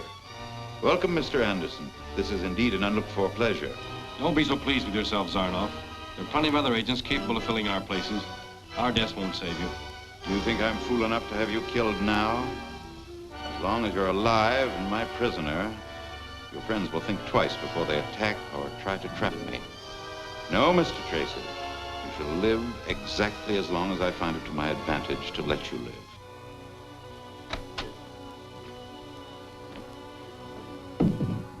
His Excellency is here. Gag them. I've been waiting for you, Baron. Zarnoff, you have failed us several times lately. My government has lost confidence in you. Now, this man, Tracy... will interfere with me no longer. What do you mean? Simply that I am now in a position to operate freely and without Tracy's interference. That'll hold him. Come on.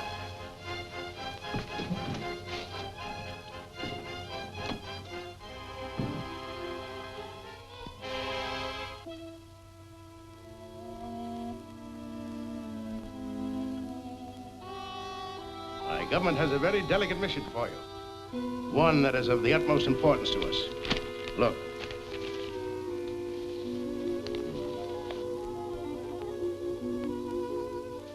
I've heard of the torpedo. The Navy has great confidence in its long-range striking possibilities. Rightly so. I have information, definite information, that this torpedo is far superior to any similar weapon held by any other country in the world today. My country must have it. Go on. The Navy Department has anticipated that an attempt will be made to steal the plans of the torpedo, so they have placed the plans at their headquarters under heavy guard. However, the original plans are still at the home of Wilson, the inventor. You're sure of that? Absolutely. My source of information is not to be questioned. I see. It won't be difficult to get the plans, Excellency. However, it'll be a different matter to get them out of the country. The minute they are missed, the authorities will guard every airport, highway, railroad, and seaport, while the police search the cities. But suppose they are not missed? By making photostatic copies of the plans and leaving the originals intact, they will not be missed, and your country will get the information it desires. Boy, that's an excellent suggestion. You'll have the plans by morning. Good.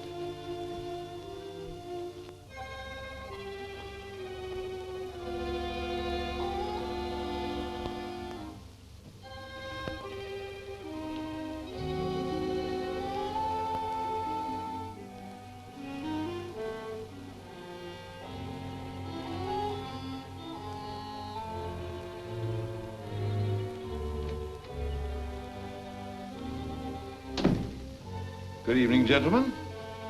I hope you're not too uncomfortable. Check their ropes.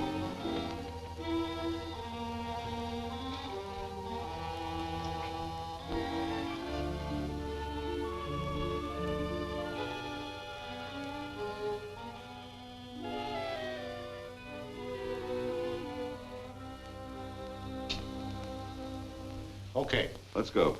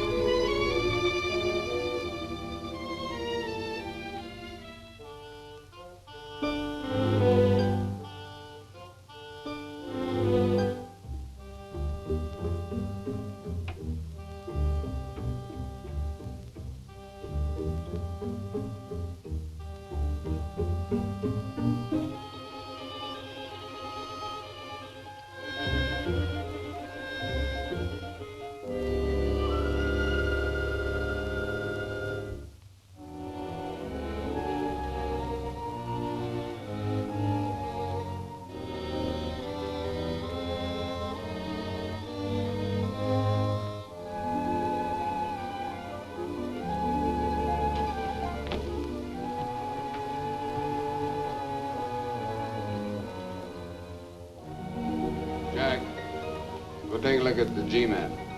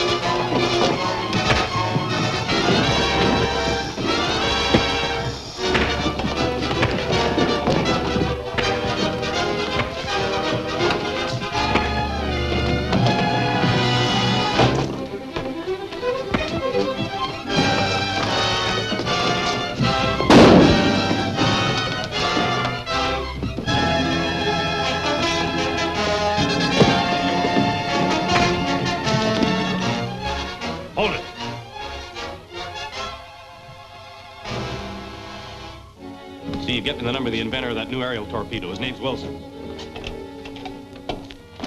One moment, operator. Sterling 2070. Sterling 2070. Hurry, please. Remember the address. Shall I answer it? No, let it ring. No answer. Phone police headquarters. Have them send a flying squad to Wilson's home at once.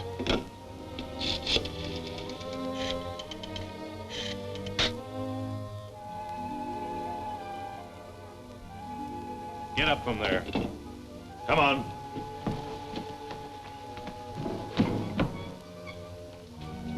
We'll have to split up.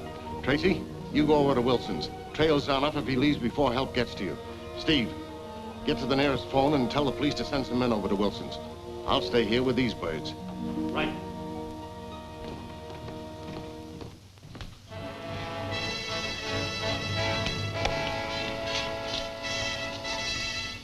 You phone from the house down the road. I'll take this car.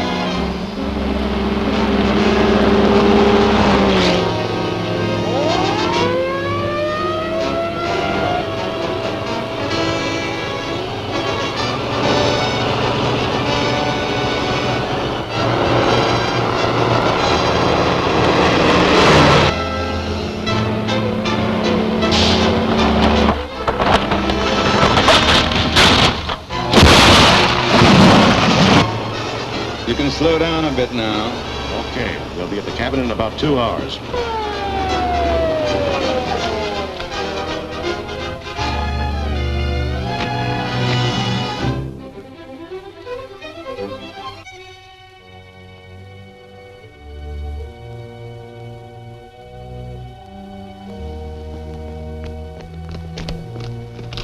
You're mighty lucky you're not dead. What's the idea of racing like that? I'm Tracy, FBI. Oh, sorry, Mr. Tracy. Can we help? Yes. That man in the other car was Zarnoff. Zarnoff? Have you a radio? Yes, sir.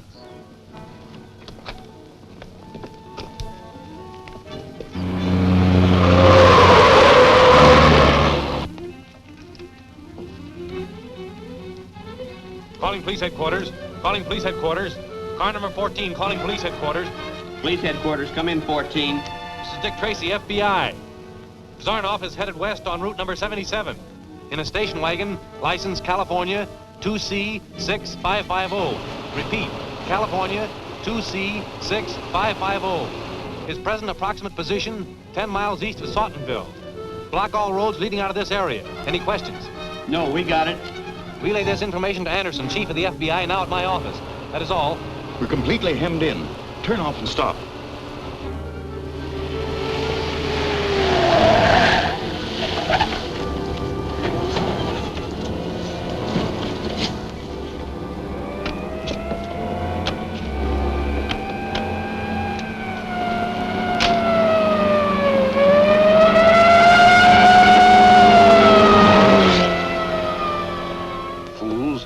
They think they have me trapped, do they?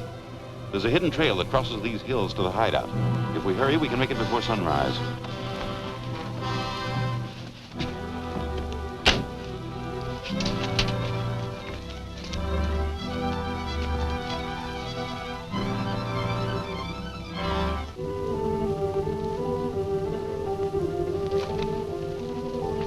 The motor's cooled. Yeah, they must have been gone several hours. Afraid so.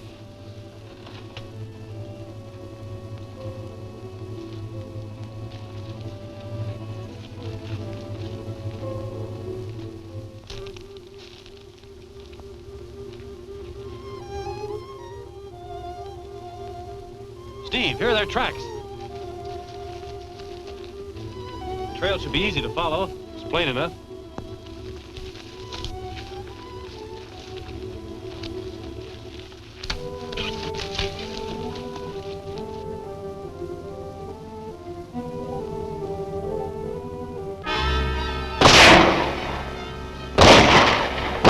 Stop it, you fools!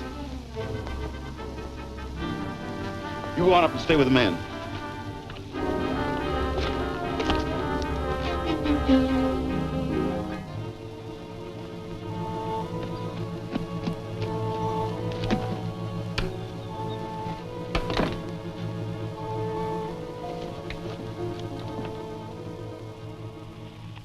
Rex Airport.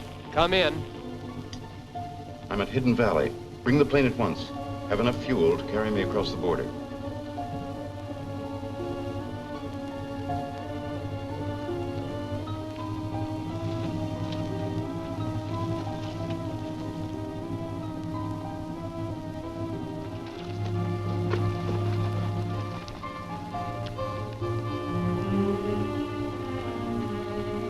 Don't shoot until I give the signal. All right, scatter.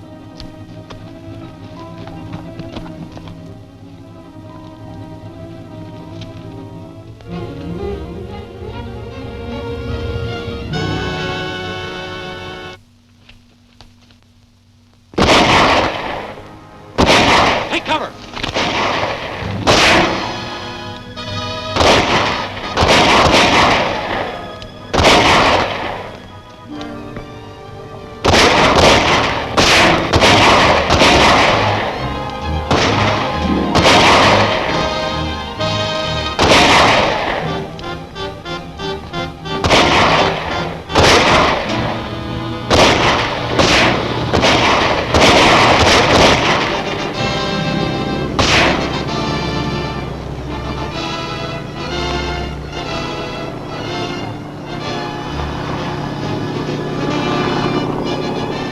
Pick up Zarnoff.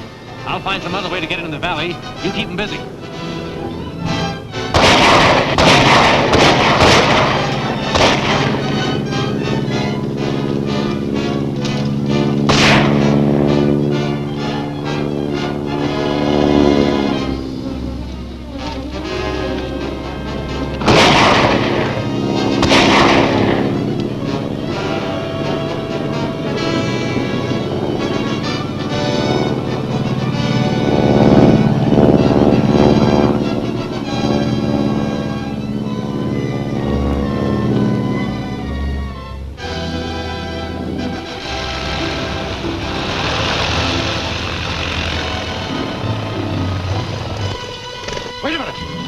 Zarnoff's in trouble. Go see to it. I'll stay here.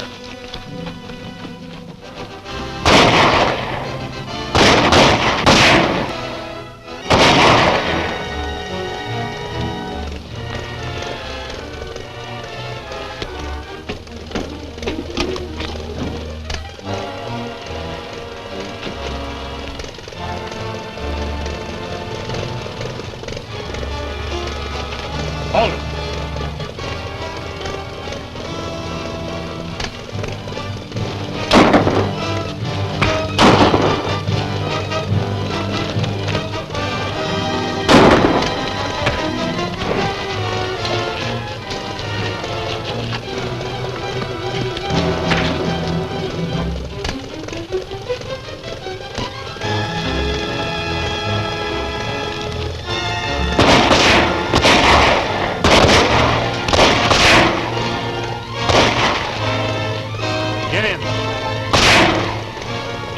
Shoot!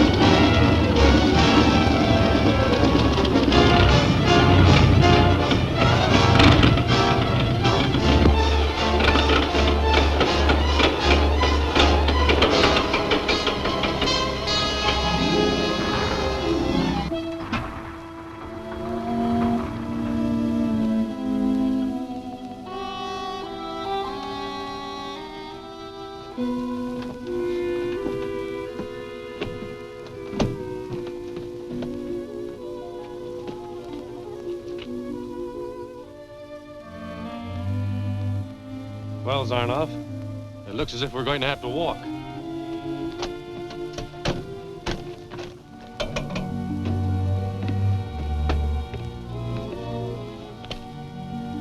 No telling how far it is to the nearest town. We better get going.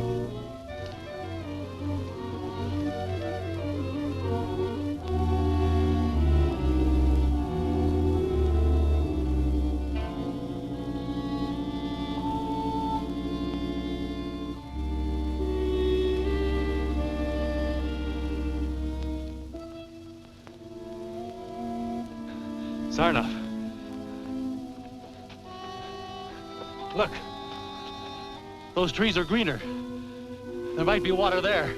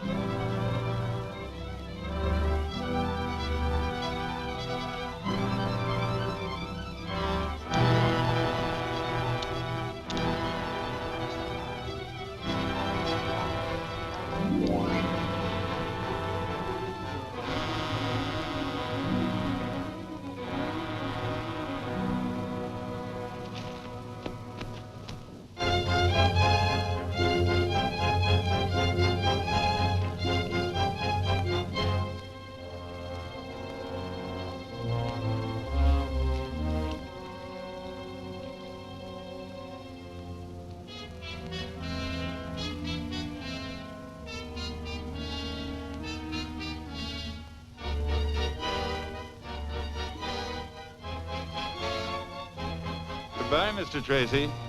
Keep thinking how good that water would taste if you could only reach it.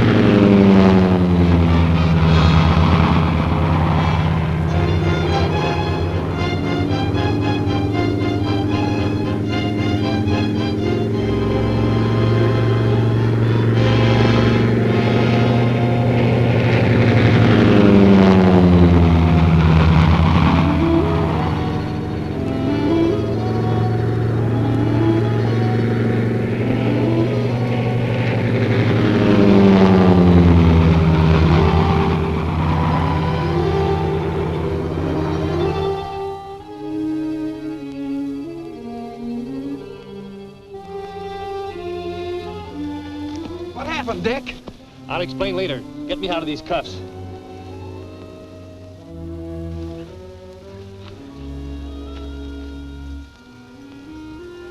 Zarnoff has a big head start. There's a slim chance that we can catch him.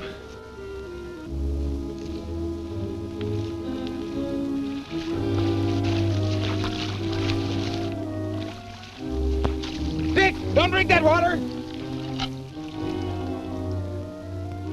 But Zarnoff just drank from this pool. Why, you... Come on.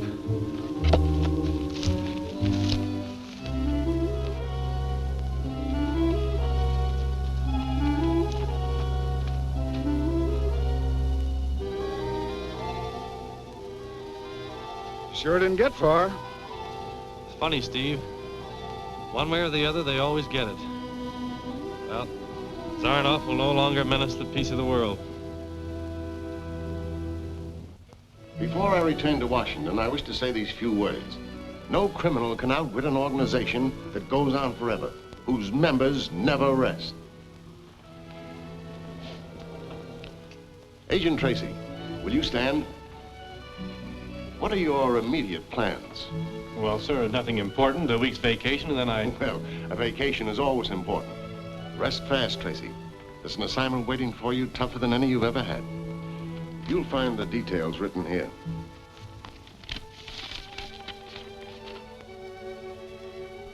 You mean Tracy, Supervisor in charge West Coast Division, FBI. You are herewith relieved of your present duties and will immediately assume the title and office of Assistant to the Director in charge of all FBI activities in these United States of America. Oh, Tracy.